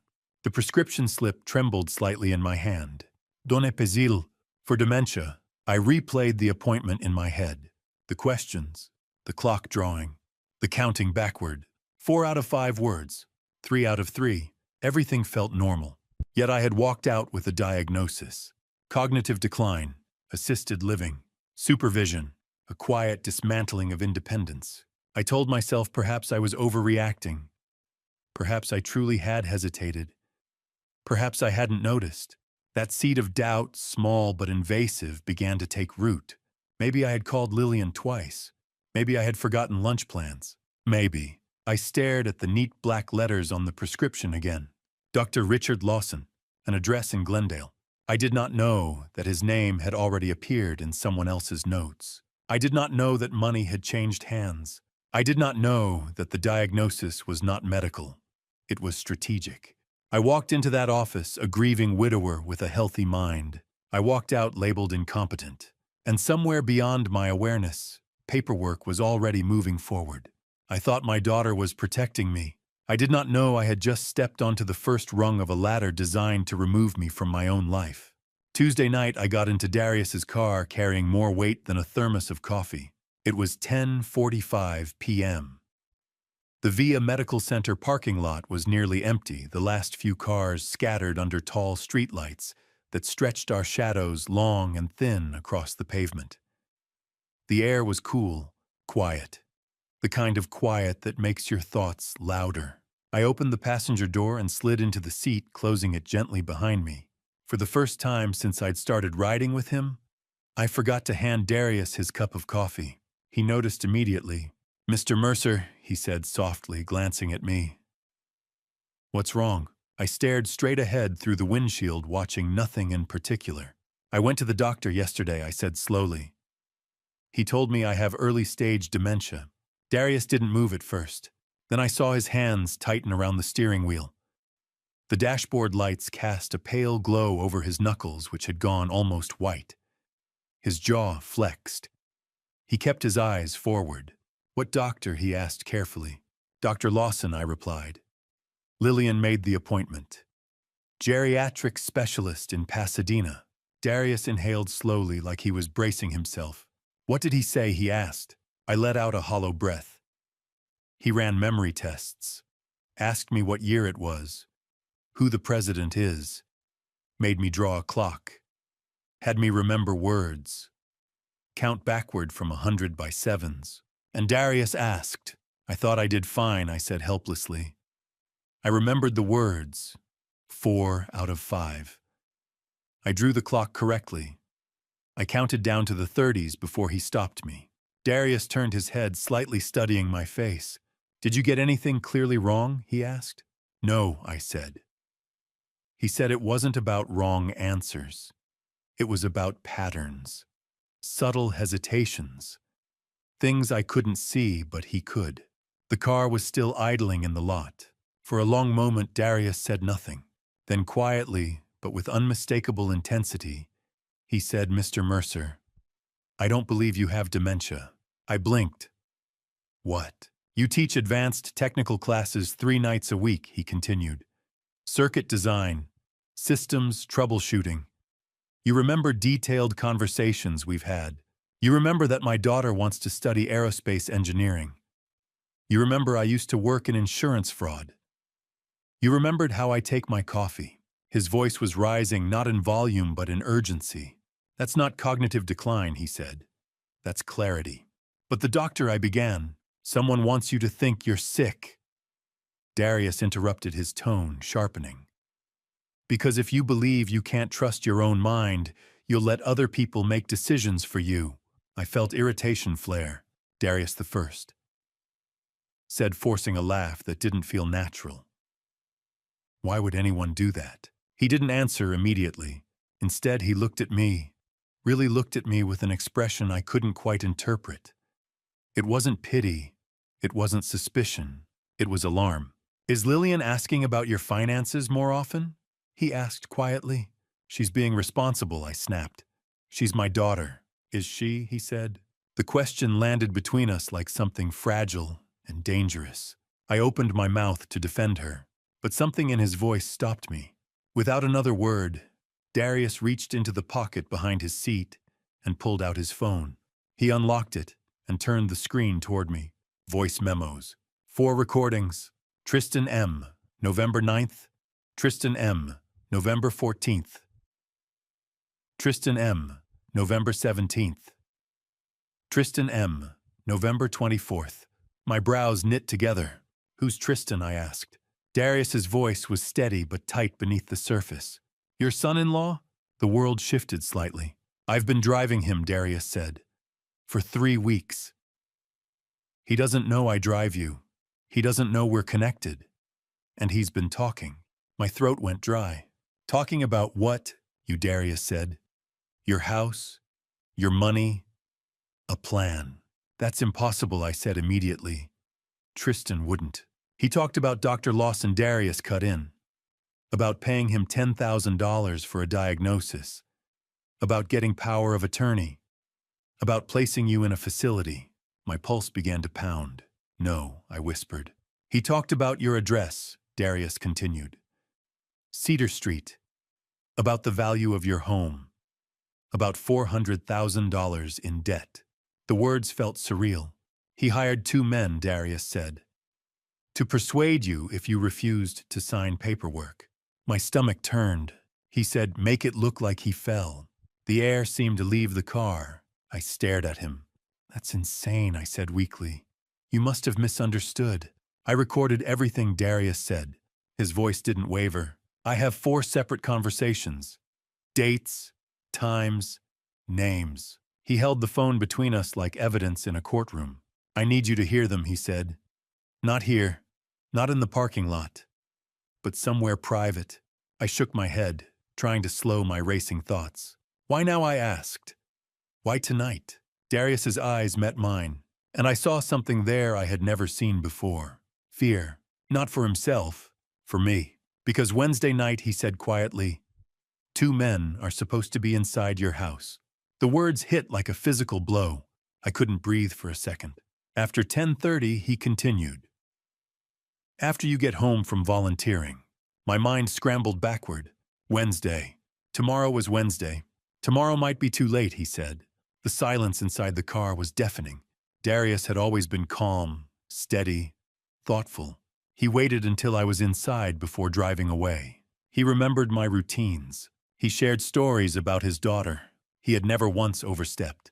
And now he was asking me to trust him over my own blood. I looked down at the phone again. 4 recordings.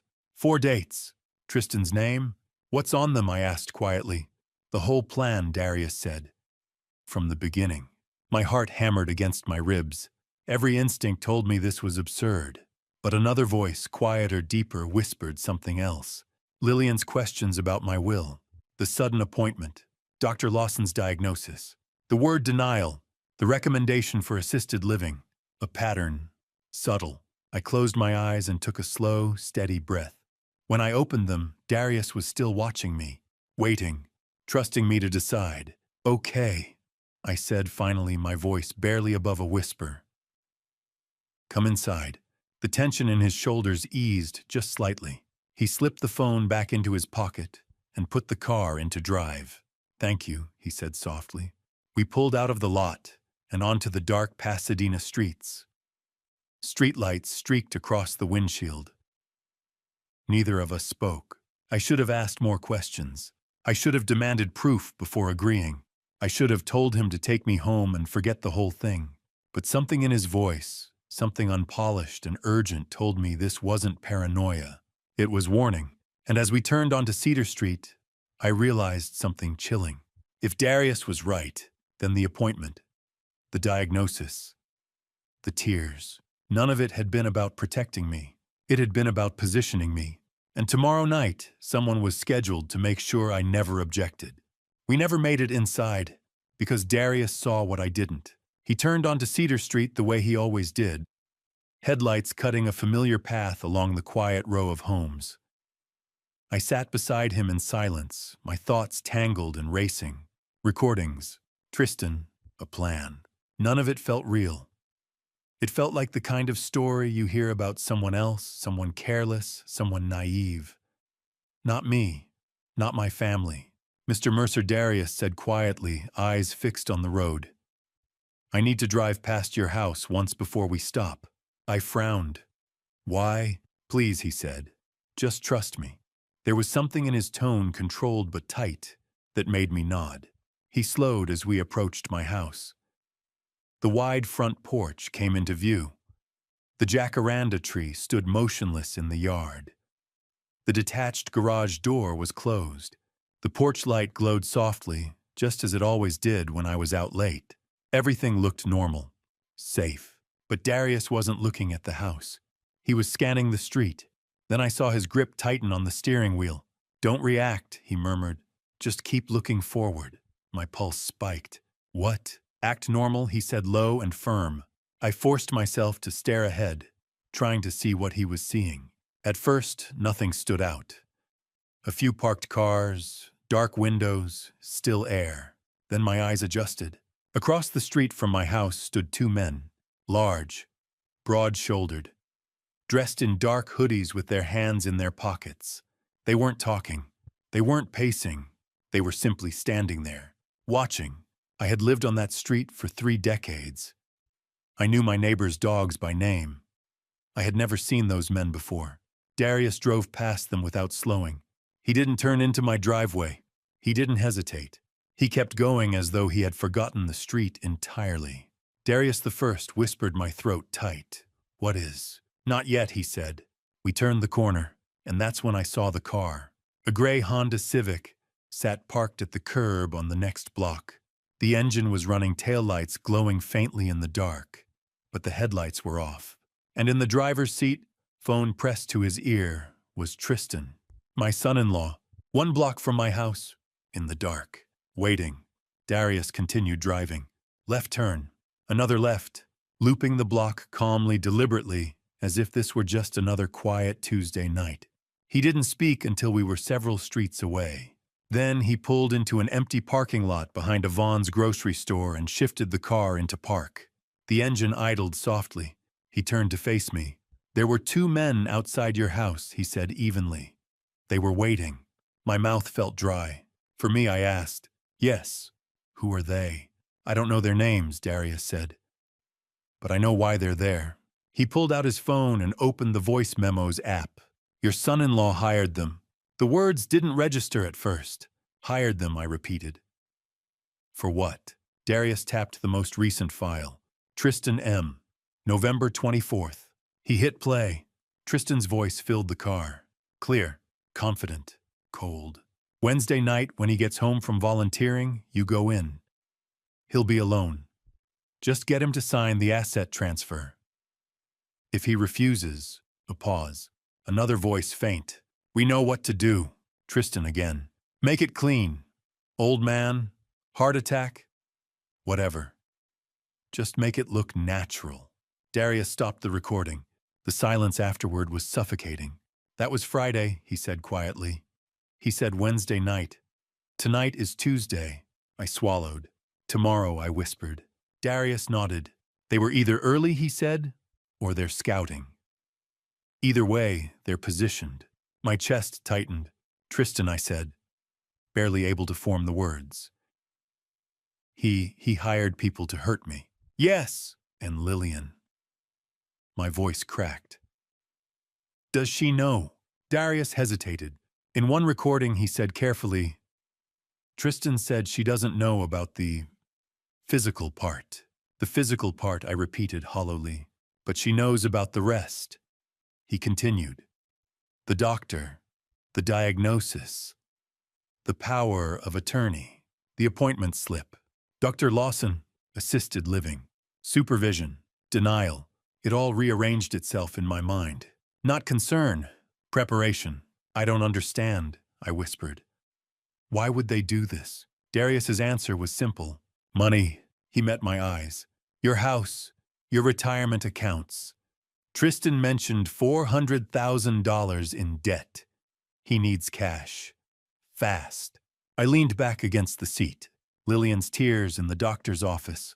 Her trembling voice. Dad, we'll figure this out together. Was it real or rehearsed? I felt something inside me fracture. We have to go to the police, I said finally. Yes, Darius replied immediately. Right now. He shifted the car into drive. As we pulled out of the lot, I looked back in the direction of my house, the place Margaret and I had built together, the lemon tree she had planted, the porch where we had watched summer storms roll in. Two men had been standing outside it, waiting. Mr. Mercer, Darius said quietly, as we accelerated toward the main road. If I hadn't been driving Tristan these past few weeks. He didn't finish. He didn't need to. If he hadn't overheard, if he hadn't recorded, if he hadn't paid attention, if he had looked away. Tomorrow night, I would have walked through my front door, believing I was simply tired from volunteering, believing my daughter was worried about my memory, believing a doctor's diagnosis, and two men would have followed. The city lights streaked past us as Darius drove faster than usual, controlled but urgent. For months after Margaret died, I had felt grief, loneliness, emptiness. But this was different. This was fear. Not abstract, not distant, immediate. Real. For the first time in 30 years, I was afraid of my own front porch. And for the first time since my wife's funeral, I realized something else. I had almost mistaken love for loyalty, and loyalty for safety. Darius gripped the wheel firmly as we headed toward the police station, and I sat in the passenger seat, heart pounding, listening to the echo of Tristan's voice in my mind. Make it look natural, old man. Heart attack, whatever works. Tomorrow night, I had 6 days, then 5, now less than 24 hours. And if Darius hadn't driven past my house, I would have stepped out of his car, waved goodbye, and walked straight into something I never would have survived. If you're still here, comment something so I know you're with me. If you were in Calvin's seat that night seeing two strangers outside your house and hearing that recording, would you have trusted Darius or walked through your front door anyway? Tell me what you would have done. And before we continue, a note, the next story includes dramatized elements. If that's not for you, this is a natural place to stop. Like me, I said. He smiled faintly. Darius turned into the dark parking lot behind the closed Vons and eased the car into a space beneath a flickering streetlight. The store was shuttered, the lot nearly empty, the night air heavy and still. He shut off the engine, but he did not release the steering wheel. His hands remained locked around it, knuckles pale in the dim light. For a few seconds, neither of us spoke. Then he turned toward me. Mr. Mercer, he said quietly, his voice steady but urgent. I need you to listen to me. I'm going to tell you everything I know. I need you to let me finish before you say anything. Can you do that? My throat felt tight, like someone had wrapped a cord around it. I nodded. Darius drew in a slow breath. For the past 3 weeks, I've been driving your son-in-law, Tristan Maddox. He's requested rides several times. And when he drinks, he talks. I stared at him, my mind lagging behind his words. He's been talking about an old man in Pasadena, Darius continued. A house worth over $2 million. Retirement accounts. A daughter named Lillian. And a plan. He reached into the pocket behind his seat and pulled out his phone. I recorded him, he said. I know it's ethically questionable. I know I could lose my job. But I couldn't ignore what I was hearing. He unlocked the screen and turned it toward me. Voice memos. 4 recordings. 4 dates. I'm going to play them, he said. All of them. He tapped the first file. Tristan M. November 9th. Tristan's voice filled the car, slurred, arrogant, careless. Goddamn old man sitting on all that money doing nothing with it. The house in Pasadena alone is worth over $2 million. Plus the retirement accounts. We're talking $3 million easy. The sound of a car door closing in the background. Just get the paperwork signed. Once he's declared incompetent, we move him into a facility. Then we sell the house and liquidate the accounts. Simple. The recording ended. My chest felt tight as though the air had thinned around me. That was 3 weeks ago, Darius said softly. The first time I drove him. He pressed the second file. Tristan M. November 14th. This time Tristan's voice was clearer. Less drunken, more deliberate. The doctor Ag Vaughn. Dr. Lawson. $10,000. He'll sign the paperwork. Says the old man has early onset cognitive decline. My stomach dropped. That's not I started. Darius raised a hand, gently. Please. The recording continued. After that, we get power of attorney. Move him into a facility. Sell the house. Easy. Another voice faint in the background. What about Lillian? Tristan answered without hesitation. She's on board. She's the one who set up the doctor's appointment. Between the two of us, we're $400,000 in debt. They're coming to collect. The words struck like physical blows. I pressed my hands against my face. This can't be real, I whispered. Darius moved to the third recording. Tristan M. November 17th. Tristan's tone had changed. It was colder now. I hired them. 2 guys. They know what to do. A pause. If the old man signs the paperwork, great. If he doesn't, they'll persuade him. A second voice. How hard? Tristan laughed. It was a hollow, ugly sound. Whatever it takes. Just don't leave marks. Make it look like he fell or something. My hands began to tremble uncontrollably. He's talking about I choked. Yes, Darius said quietly. Tristan's voice continued. Lillian doesn't know about this part. She thinks we're just moving him into a care facility nice and clean. But I'm not taking any chances. The recording stopped. Darius met my eyes. He's not talking about intimidation, he said gently. He's talking about making sure you don't stand in the way. I felt frozen in place as though my body no longer belonged to me. Darius tapped the final recording. Tristan M. November 24th. Tristan's voice this time was sober, controlled, precise. Let me confirm the timeline. The doctor sees him on Monday. Dr. Lawson signs the paperwork. Cognitive decline. We'll have power of attorney by Wednesday. A brief pause. Wednesday night, when he gets home from volunteering, you go in. He'll be alone. Just get him to sign the asset transfer. If he refuses, another voice, we know what to do. Tristan's reply was calm. Make it clean. Old man, heart attack. Whatever. Just make it look natural. Darius stopped the playback. Today is Tuesday, he said quietly. Tomorrow is Wednesday. The men outside your house tonight, those are the men he hired. Tears blurred my vision. I hadn't realized I was crying until they fell onto my hands. Lillian, I whispered hoarsely. My daughter. Darius's voice softened. In the recordings, Tristan says she doesn't know about the violence, but she knew about the doctor, the diagnosis, the power of attorney. The room seemed to tilt, the appointment slip, the tears in the office, the word denial. I bent forward, burying my face in my hands. The sobs came without warning, deep, raw, tearing through me. My daughter, I managed, my only child. Darius didn't interrupt. He didn't offer empty reassurances. He simply waited. I welcomed him into my home, I said between broken breaths. I trusted them. The grief that had followed Margaret's death had hollowed me out. This felt different. This felt like the floor beneath me collapsing entirely. A stranger, someone I had met because I could no longer safely drive at night, had risked his livelihood to protect me. My own family had calculated my death as a financial solution.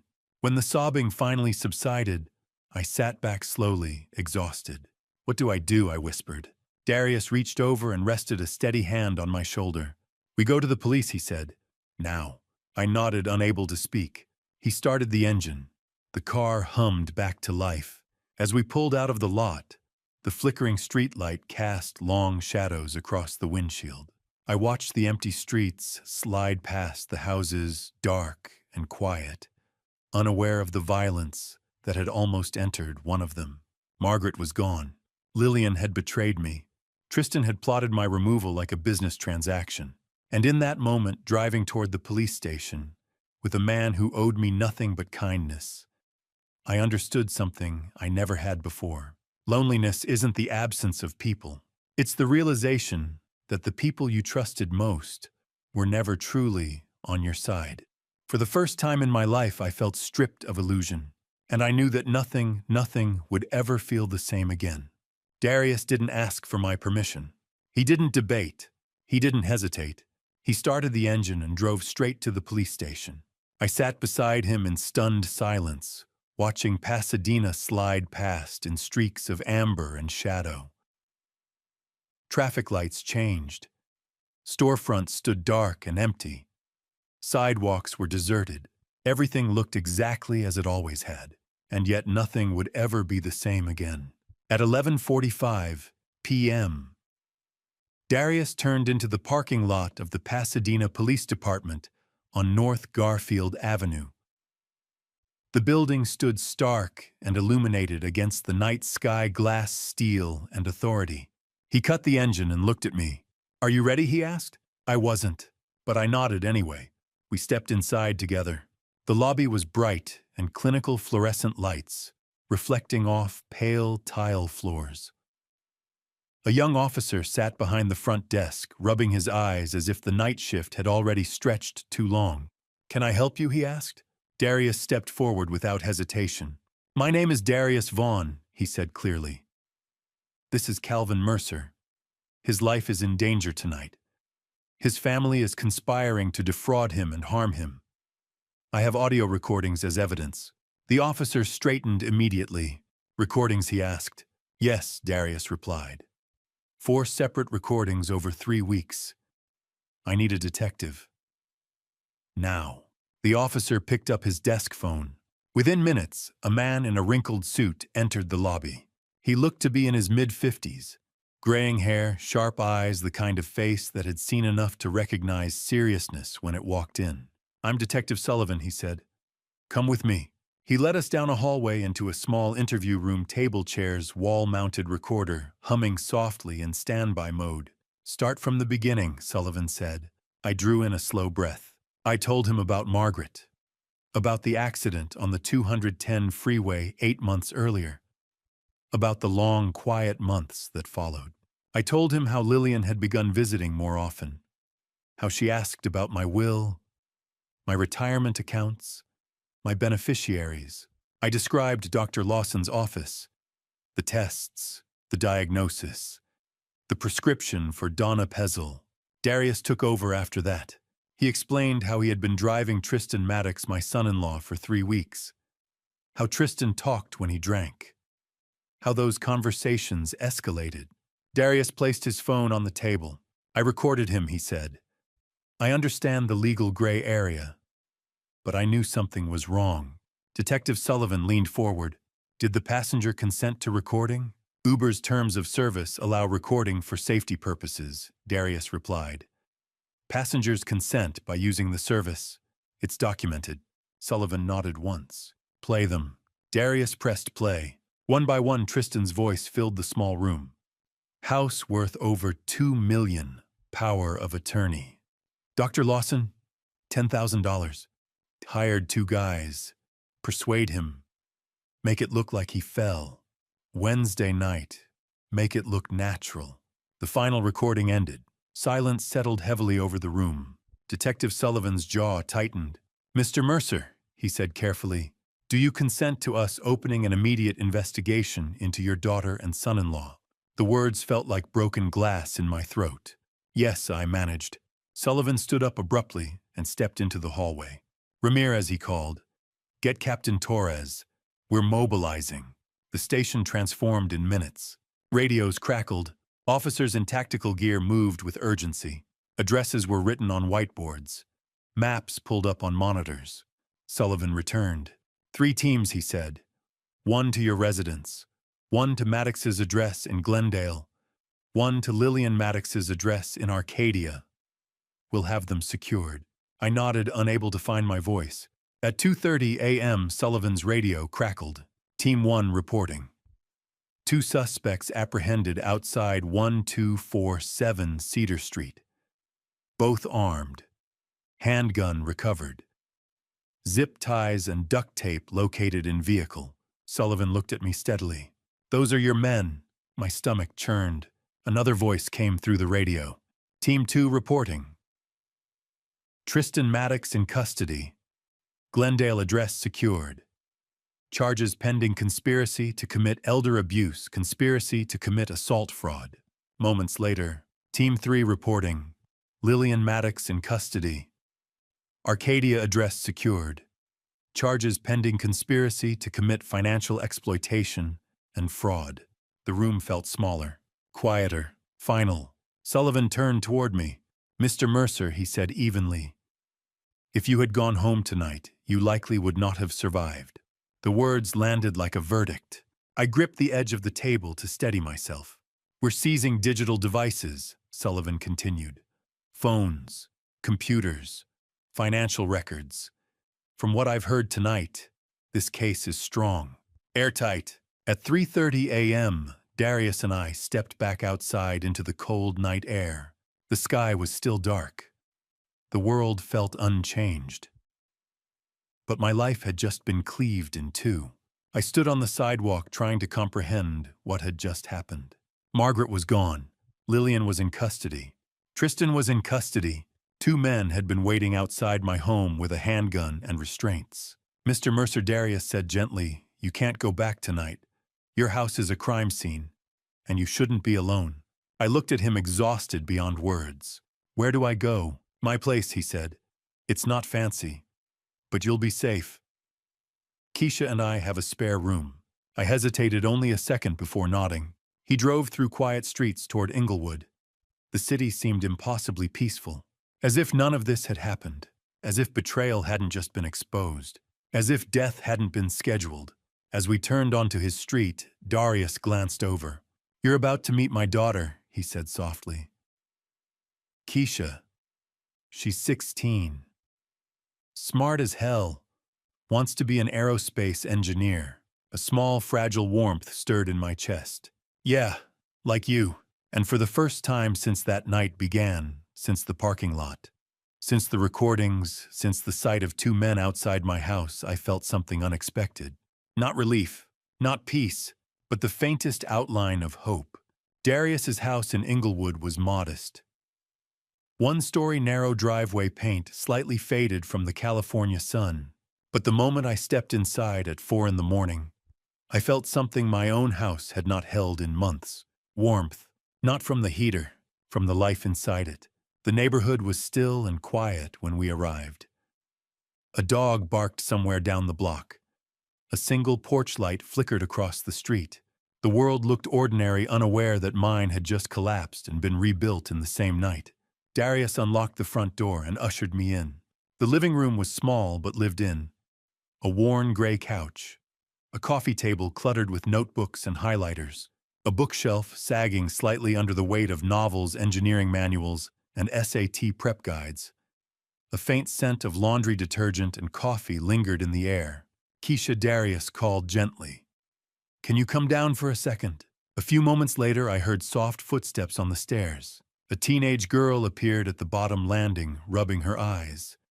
She wore an oversized Caltech sweatshirt and pajama pants decorated with tiny constellations. Her hair was pulled into a loose bun, and sleep still clung to her voice.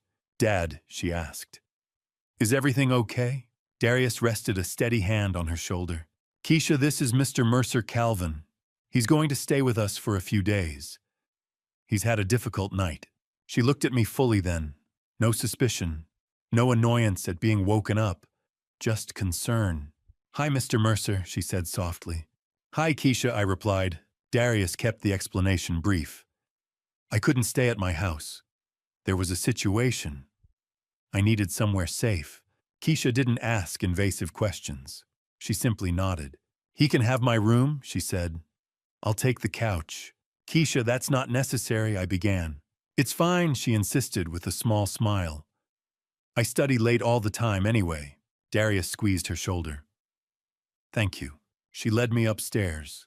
Her room was small but full of ambition. Posters of the solar system covered one wall.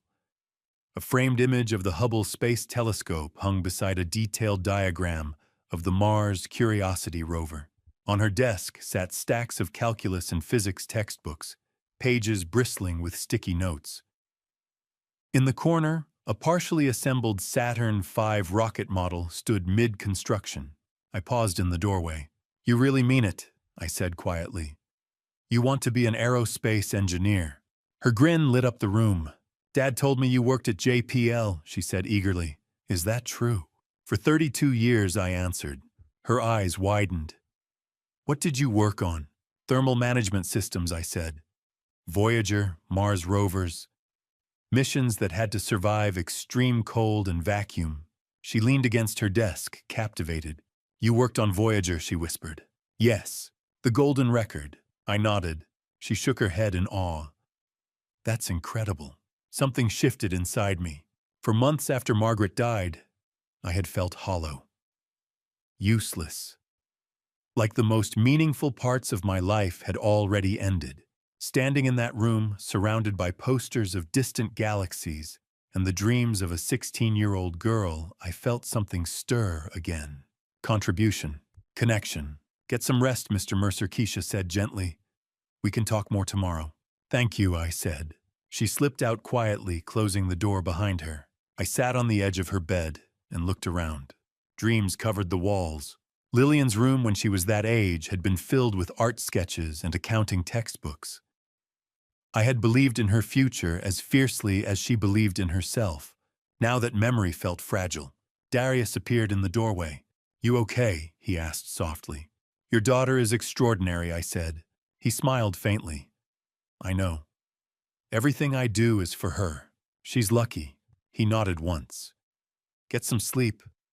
Tomorrow will be long." The next 3 days passed in a strange blur. I remained at Darius's house while Detective Sullivan kept me informed. On Wednesday afternoon, Sullivan called. "We found emails between Tristan Maddox and Dr. Richard Lawson," he said. "Bank records confirm a $10,000 transfer labeled as a consulting fee. Lawson's in serious trouble." I closed my eyes. "So the diagnosis, all of it," fabricated Sullivan confirmed. "Completely." The word felt heavy and liberating at the same time. On Thursday, Sullivan called again. "We executed a search warrant at Lillian's apartment," he said. "Credit card debt exceeding $220,000. Gambling losses. Loans from illegal lenders. We also discovered she was terminated from her accounting firm 18 months ago for embezzlement." The room felt smaller. "She told me she quit," I said. "She didn't," Sullivan replied quietly. There was a pause before he continued. "The 2 men we arrested outside your house have cooperated. Tristan paid them $5,000 each. Their instructions were to coerce you into signing asset transfer documents. If you refused, they were told to stage an accident." I swallowed. "And Lillian, she admits to the financial scheme," Sullivan said carefully. "She knew about the false diagnosis and the plan for power of attorney. She claims she didn't know about the violence." "Do you believe her?" "I don't know," he admitted. "But that will be for the courts to determine." On Friday, Sullivan called one last time. "Dr. Lawson has been arrested," he said. "We uncovered falsified medical records tied to at least 12 other elderly patients over 5 years. This wasn't isolated. It was a pattern. 12 others. 12 lives manipulated. You weren't the first, Sullivan said. But because of you, you'll likely be the last. After that call, I sat silently on Darius's couch for a long time. 12 families, 12 stolen inheritances, 12 men or women who trusted a white coat and a calm voice. That week, Keisha and I talked endlessly. She asked about Voyager's trajectory beyond the heliosphere, about the engineering behind the Mars rovers surviving dust storms, about designing systems that could function at -100 degrees Celsius. I described long nights at JPL, testing chambers, failure simulations, the thrill of receiving signals from millions of miles away. She listened as though I were describing magic, and for the first time since Margaret's death, I felt useful. Friday night, Darius and Keisha cooked dinner, spaghetti garlic bread, simple and comforting. We sat at their small kitchen table. For a moment, it felt like something I had lost had been returned in a different form. After Keisha went upstairs, Darius and I remained in the living room. "What happens now?" he asked quietly. I stared at my hands for a long time. "I don't know if I can forgive Lillian," I said finally.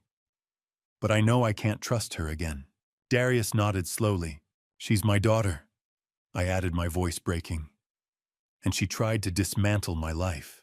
He placed a steady hand on my shoulder. "You're going to survive this," he said. "You already did." I looked at him, this man who had risked his livelihood, who had opened his home without hesitation, who had stood between me and death. "Thank you," I said, "for saving my life." He shook his head slightly. "You're family now." And sitting in that small house in Inglewood, surrounded by textbooks and rocket diagrams and quiet resilience, I realized something profound. Family isn't always blood. Sometimes it's the person who refuses to look away when everyone else does. 6 months later, I found myself seated in a Pasadena courtroom, watching the consequences of betrayal unfold in real time. The trial lasted 3 weeks.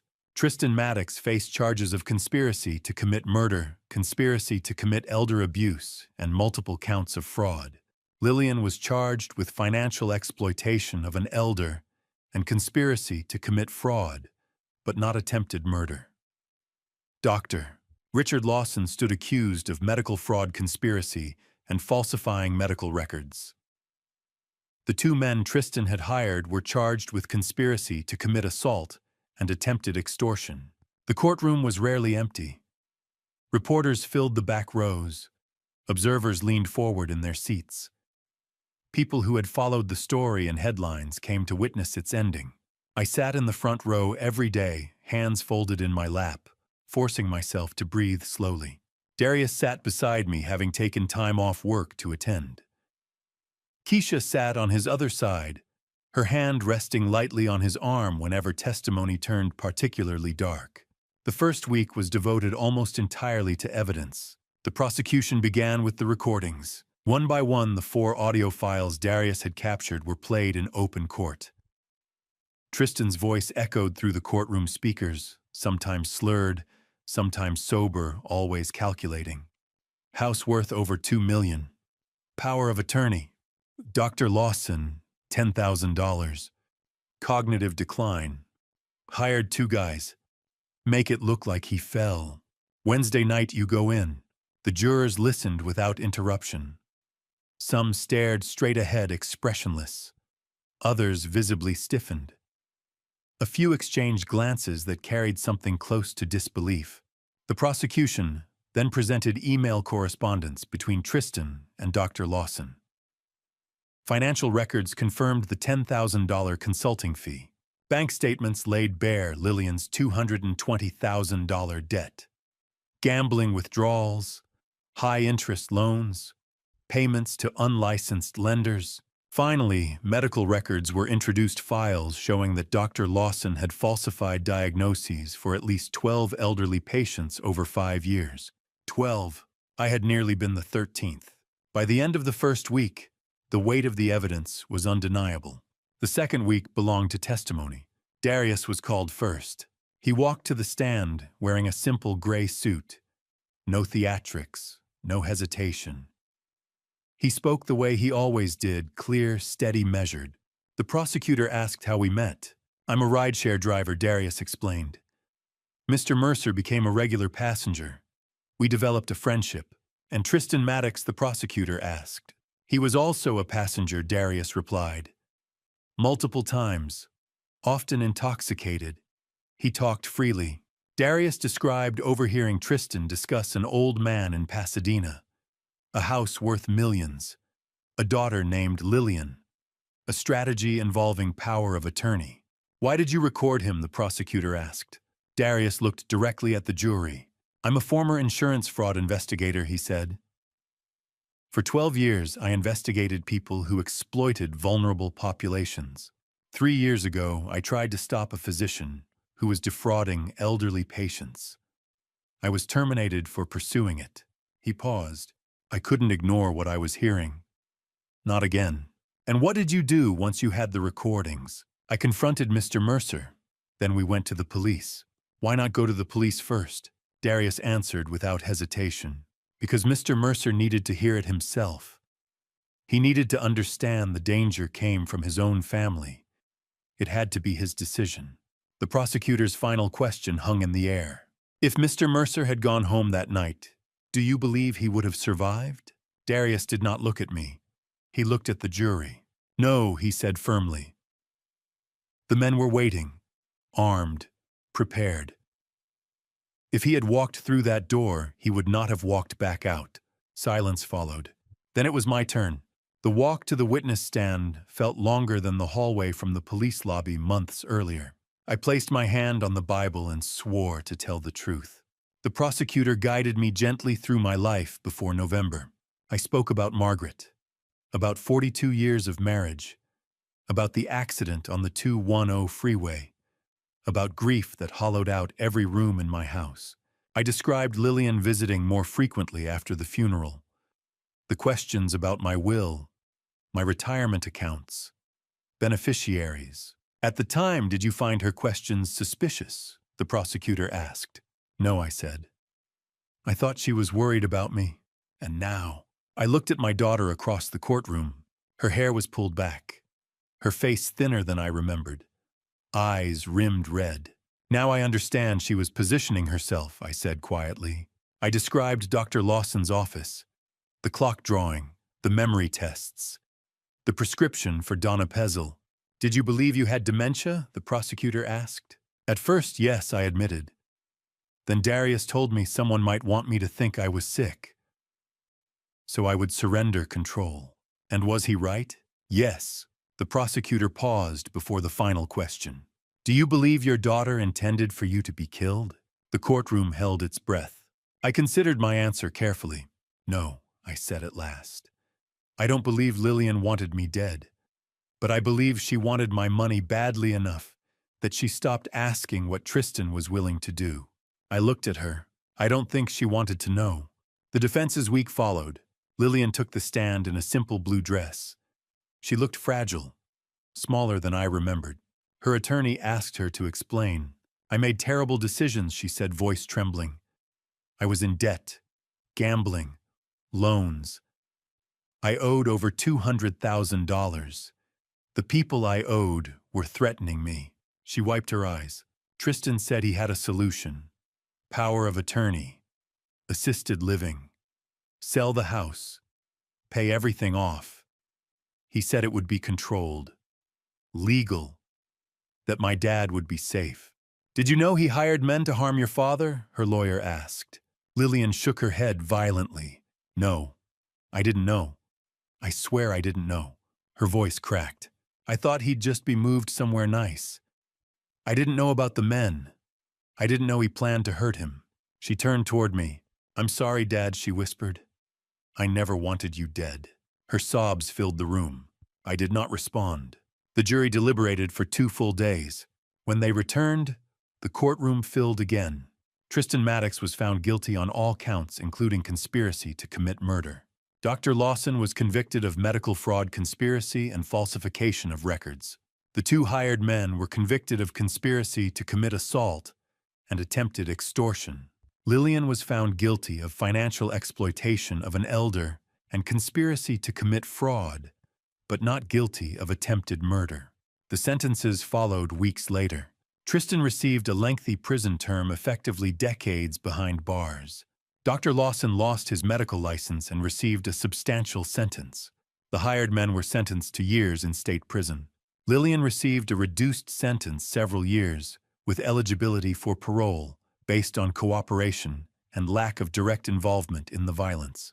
When the judge read the verdicts, I felt no triumph, no relief, only a quiet, aching finality. After the proceedings ended, Darius stood beside me outside the courthouse. "You did the right thing," he said. I nodded slowly. "It doesn't feel like it," I admitted. He understood. 6 months earlier, I had nearly lost my life. Now I had lost something else. But standing there beside the man who refused to look away, and knowing his daughter was already filling out scholarship applications to study aerospace engineering, I realized something. Justice doesn't erase betrayal. It simply prevents it from continuing. And sometimes survival is the only victory you're going to get. When the jury returned to the courtroom, silence fell like a heavy curtain over every person in the room. I sat in the front row, Darius beside me, his hand steady on my shoulder. After 3 weeks of testimony, 4 audio recordings played repeatedly in open court emails documenting a $10,000 bribe, falsified medical records for over a dozen elderly patients, and tearful confessions from my daughter Lillian, the 12 jurors filed into the jury box without expression. Their faces were blank, unreadable, as if they had seen something that had drained them of emotion. Judge Anderson, a gray-haired man in his 60s with deep lines around his eyes, looked out over the packed courtroom. Reporters filled the back rows, their pens poised. Family members of other victims sat to my left. Darius's daughter Keisha, now 17 and preparing for her freshman year at Caltech, sat beside her father. She had become like family to me over the past 6 months. The judge asked the foreperson, a middle-aged woman in a blue sweater, to read the verdicts. In the matter of the state of California versus Tristanley James Maddox, she began, her voice flat and careful.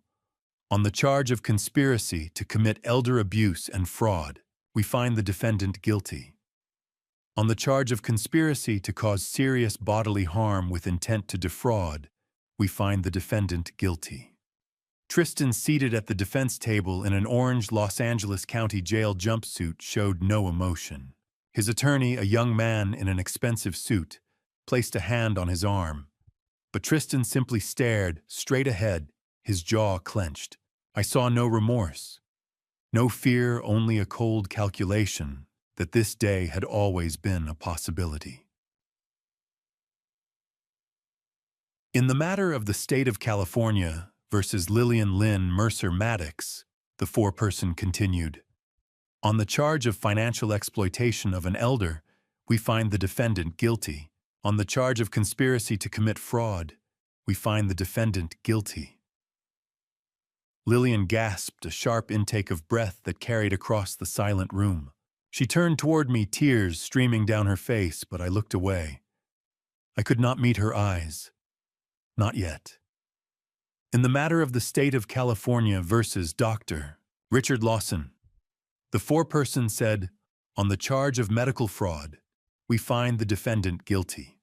On the charge of conspiracy to commit elder abuse, we find the defendant guilty. On the charge of falsifying medical records, we find the defendant guilty. Dr. Lawson, a man in his late 50s with thinning hair and wire-rimmed glasses, dropped his head into his hands. His attorney leaned in and whispered urgently, but the doctor did not respond. He simply sat there, shoulders shaking. In the matter of the state of California versus Harold Eugene Martinez and Tyrell James Collins, the foreperson concluded.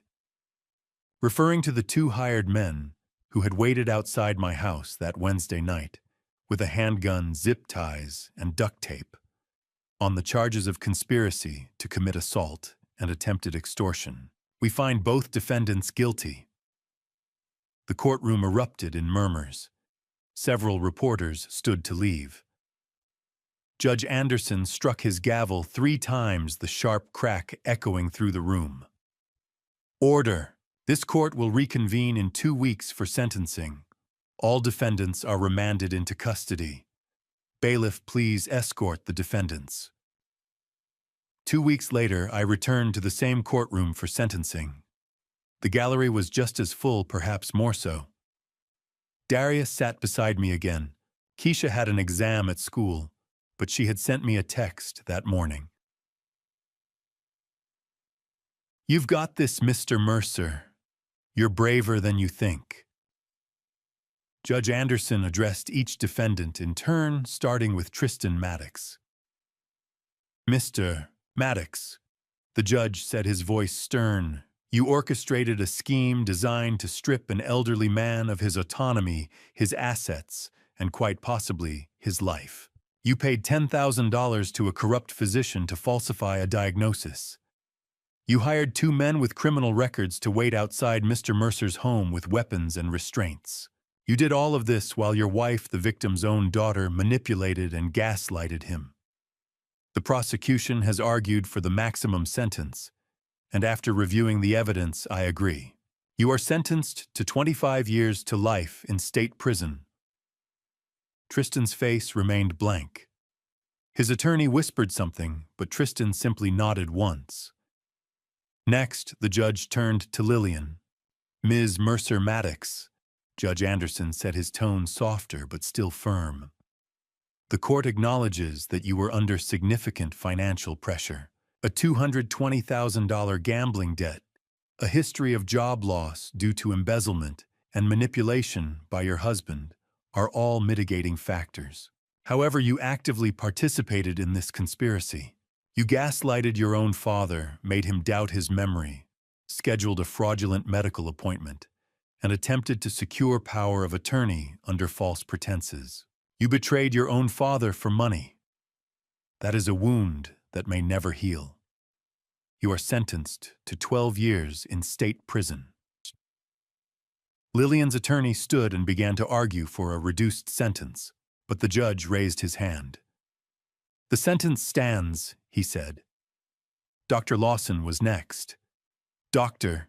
Lawson," Judge Anderson said, his voice filled with disgust. "You exploited the trust society places in physicians. Over a period of at least 5 years, you falsified diagnoses for a minimum of 12 elderly patients, accepting payments ranging from $5,000 to $15,000. You destroyed lives for profit. You are a danger to the vulnerable. You are sentenced to 8 years in state prison, and your medical license is permanently revoked." Dr. Lawson did not look up. Finally, the judge addressed Harold Martinez and Tyrell Collins. "Mr. Martinez and Mr. Collins," he said, "you were hired to commit violence against an elderly man for $5,000 each. You both have prior felony records. You waited outside his home with weapons and restraints. The only reason you did not succeed was that Mr. Mercer never entered his home that night. You are each sentenced to 15 years in state prison." Before the hearing concluded, Judge Anderson looked at me. "Mr. Mercer," he said, "the court recognizes your courage in coming forward. You have the opportunity to make a victim impact statement if you wish." I stood my legs, trembling. I turned to face Lillian, who sat at the defense table in a gray jumpsuit, her hands cuffed in front of her. "Lillian," I began, my voice breaking, "you were my only daughter. I held you the day you were born at Huntington Memorial Hospital. I taught you to ride a bike on Cedar Street. I sat in the audience at your high school graduation. I walked you down the aisle on your wedding day. When your mother Margaret died 8 months ago in a highway accident, you were the first person I called. You came to the funeral. You hugged me. You promised you would always be there for me."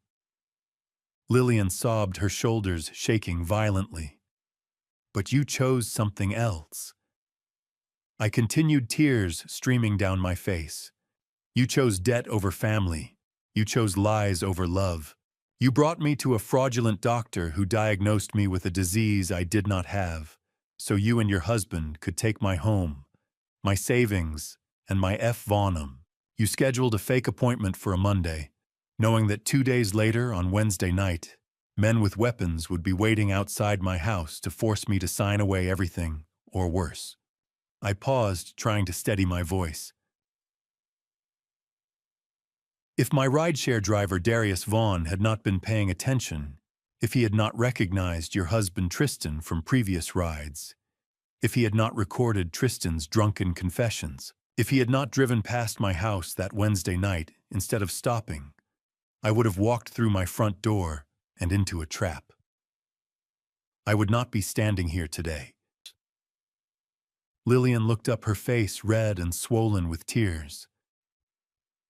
Dad, I'm so sorry. I never wanted you to get hurt. I will always love you, Lillian, I said quietly, my voice barely above a whisper. But I will never trust you again. The courtroom was silent. Even the reporters had stopped writing.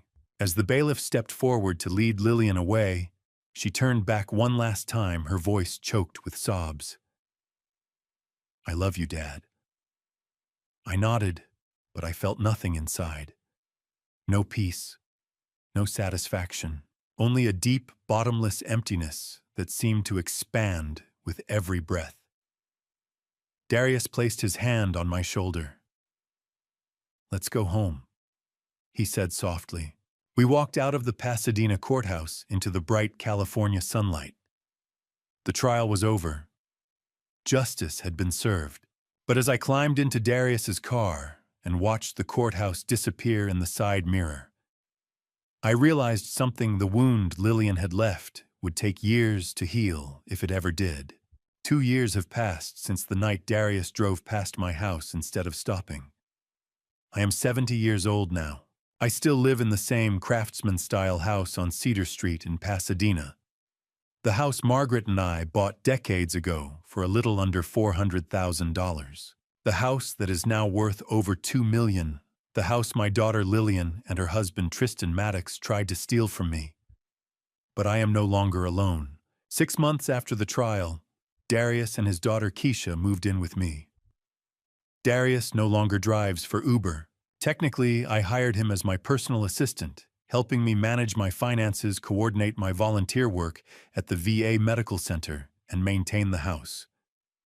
But that is just a formality. In reality, we treat each other like family. Keisha is 18 now. Last fall, she was accepted into the California Institute of Technology, known to everyone in Pasadena simply as Caltech, with a major in aerospace engineering. When the acceptance letter arrived, she ran through the house, screaming, waving the envelope in the air. Darius cried. I cried too, remembering the first night I met her, a quiet 16-year-old girl with a poster of the Hubble Space Telescope on her bedroom wall and a half-built model of the Saturn V rocket on her desk. I cover all of Keisha's tuition, housing, and living expenses.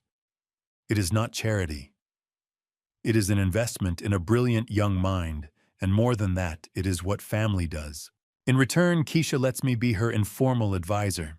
Every evening when she comes home from campus, we sit together in my old study, the one with the framed photos of the Voyager spacecraft and the Mars rovers on the walls, and I teach her about orbital mechanics, thermal systems, and the real stories behind the missions that made history at the Jet Propulsion Laboratory.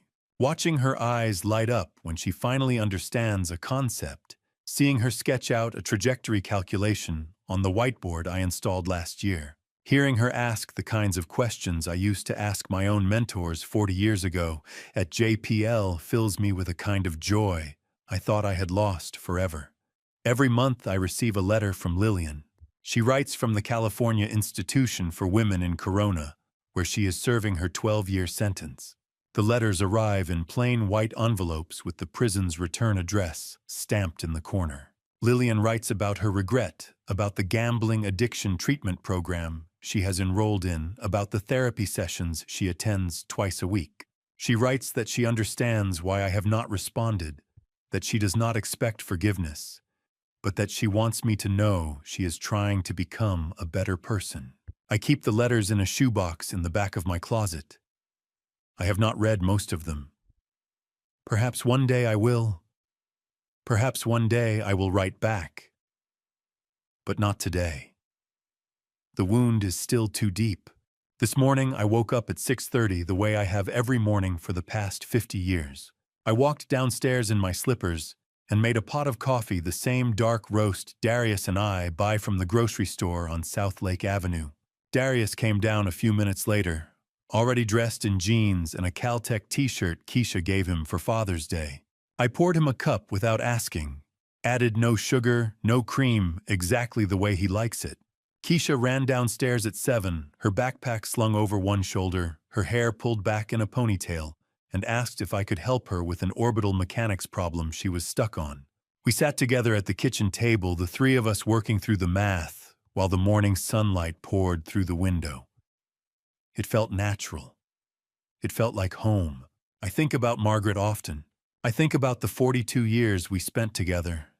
The vacations to Yosemite, the quiet Sunday mornings reading the newspaper together, the way she used to hum while she cooked dinner. Losing her in that highway accident was the worst pain I have ever known.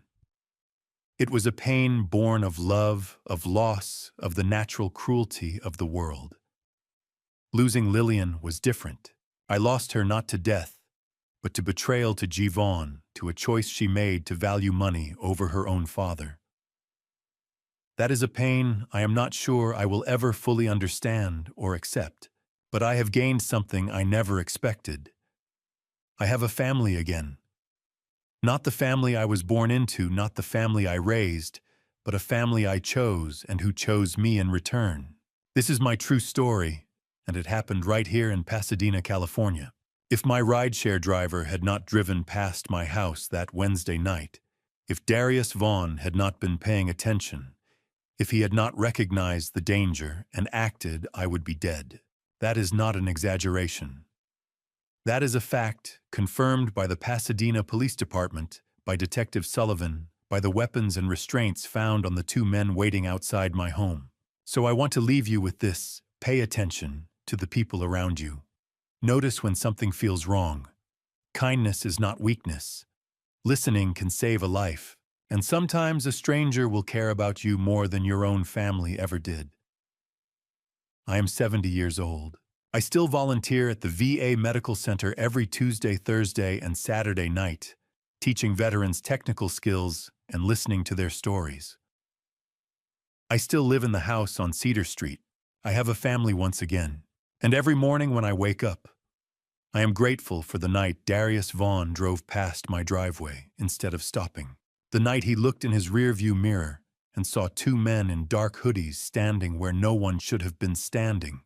The night he made a choice that saved my life. That is the end of my story. And to you listening to this story, remember, this blindness does not begin with evil. It begins with comfort. I trusted blood over behavior. I ignored red flags because I wanted to believe my daughter could never be part of something like family betrayal. I was wrong. This is my family story, and I share it so you do not repeat my mistakes. I used to think family meant automatic loyalty. I believed love was permanent simply because it was shared by blood. But family betrayal does not arrive wearing a villain's face. It arrives gently: questions about your finances, sudden concern about your memory, offers to help manage your affairs. Small lies grow quietly until they become something deadly. That is how my family story nearly ended. I stand here today because one man refused to look away. I believe God placed Darius in my path that night. I believe God gave him the courage to act when others stayed silent. And I believe God gave me one more morning to wake up and choose wisdom over denial. 3 times in this journey, I felt his presence: when Darius heard the recordings, when we drove past my house, and when the police said I would not have survived. That was not luck. That was grace. Here is my advice: do not be like me. Do not assume that love protects you from family betrayal. Pay attention when someone pressures you to change legal documents. Pay attention when someone tries to make you doubt your own memory. If something feels wrong, it probably is. pride almost cost me my life. Silence almost made me a victim. In my view, strength is not stubbornness. Strength is asking for help. Strength is verifying before trusting. Strength is understanding that even a family story can contain chapters of deception. We must protect our dignity, our independence, and our peace. Family is not just blood. Family is who shows up when danger is near. Family is who risks something to protect you. My new family story includes a brave father and a brilliant young woman who calls me Grandpa Mercer. That is redemption. That is grace again. If you see signs of elder abuse or family betrayal, speak up. Call the authorities. Contact Adult Protective Services. Tell someone. Silence protects the wrong people. Now I want to hear from you. If you were in my place, what would you have done differently? Share your thoughts below. If this family story moved, you consider sharing it with someone who might need to hear it, and subscribe if you believe stories like this matter. Thank you for staying with me until the very end. And one final note. Upcoming stories may include dramatized elements crafted for education and awareness. If that is not your preference, you are free to choose content that better suits you.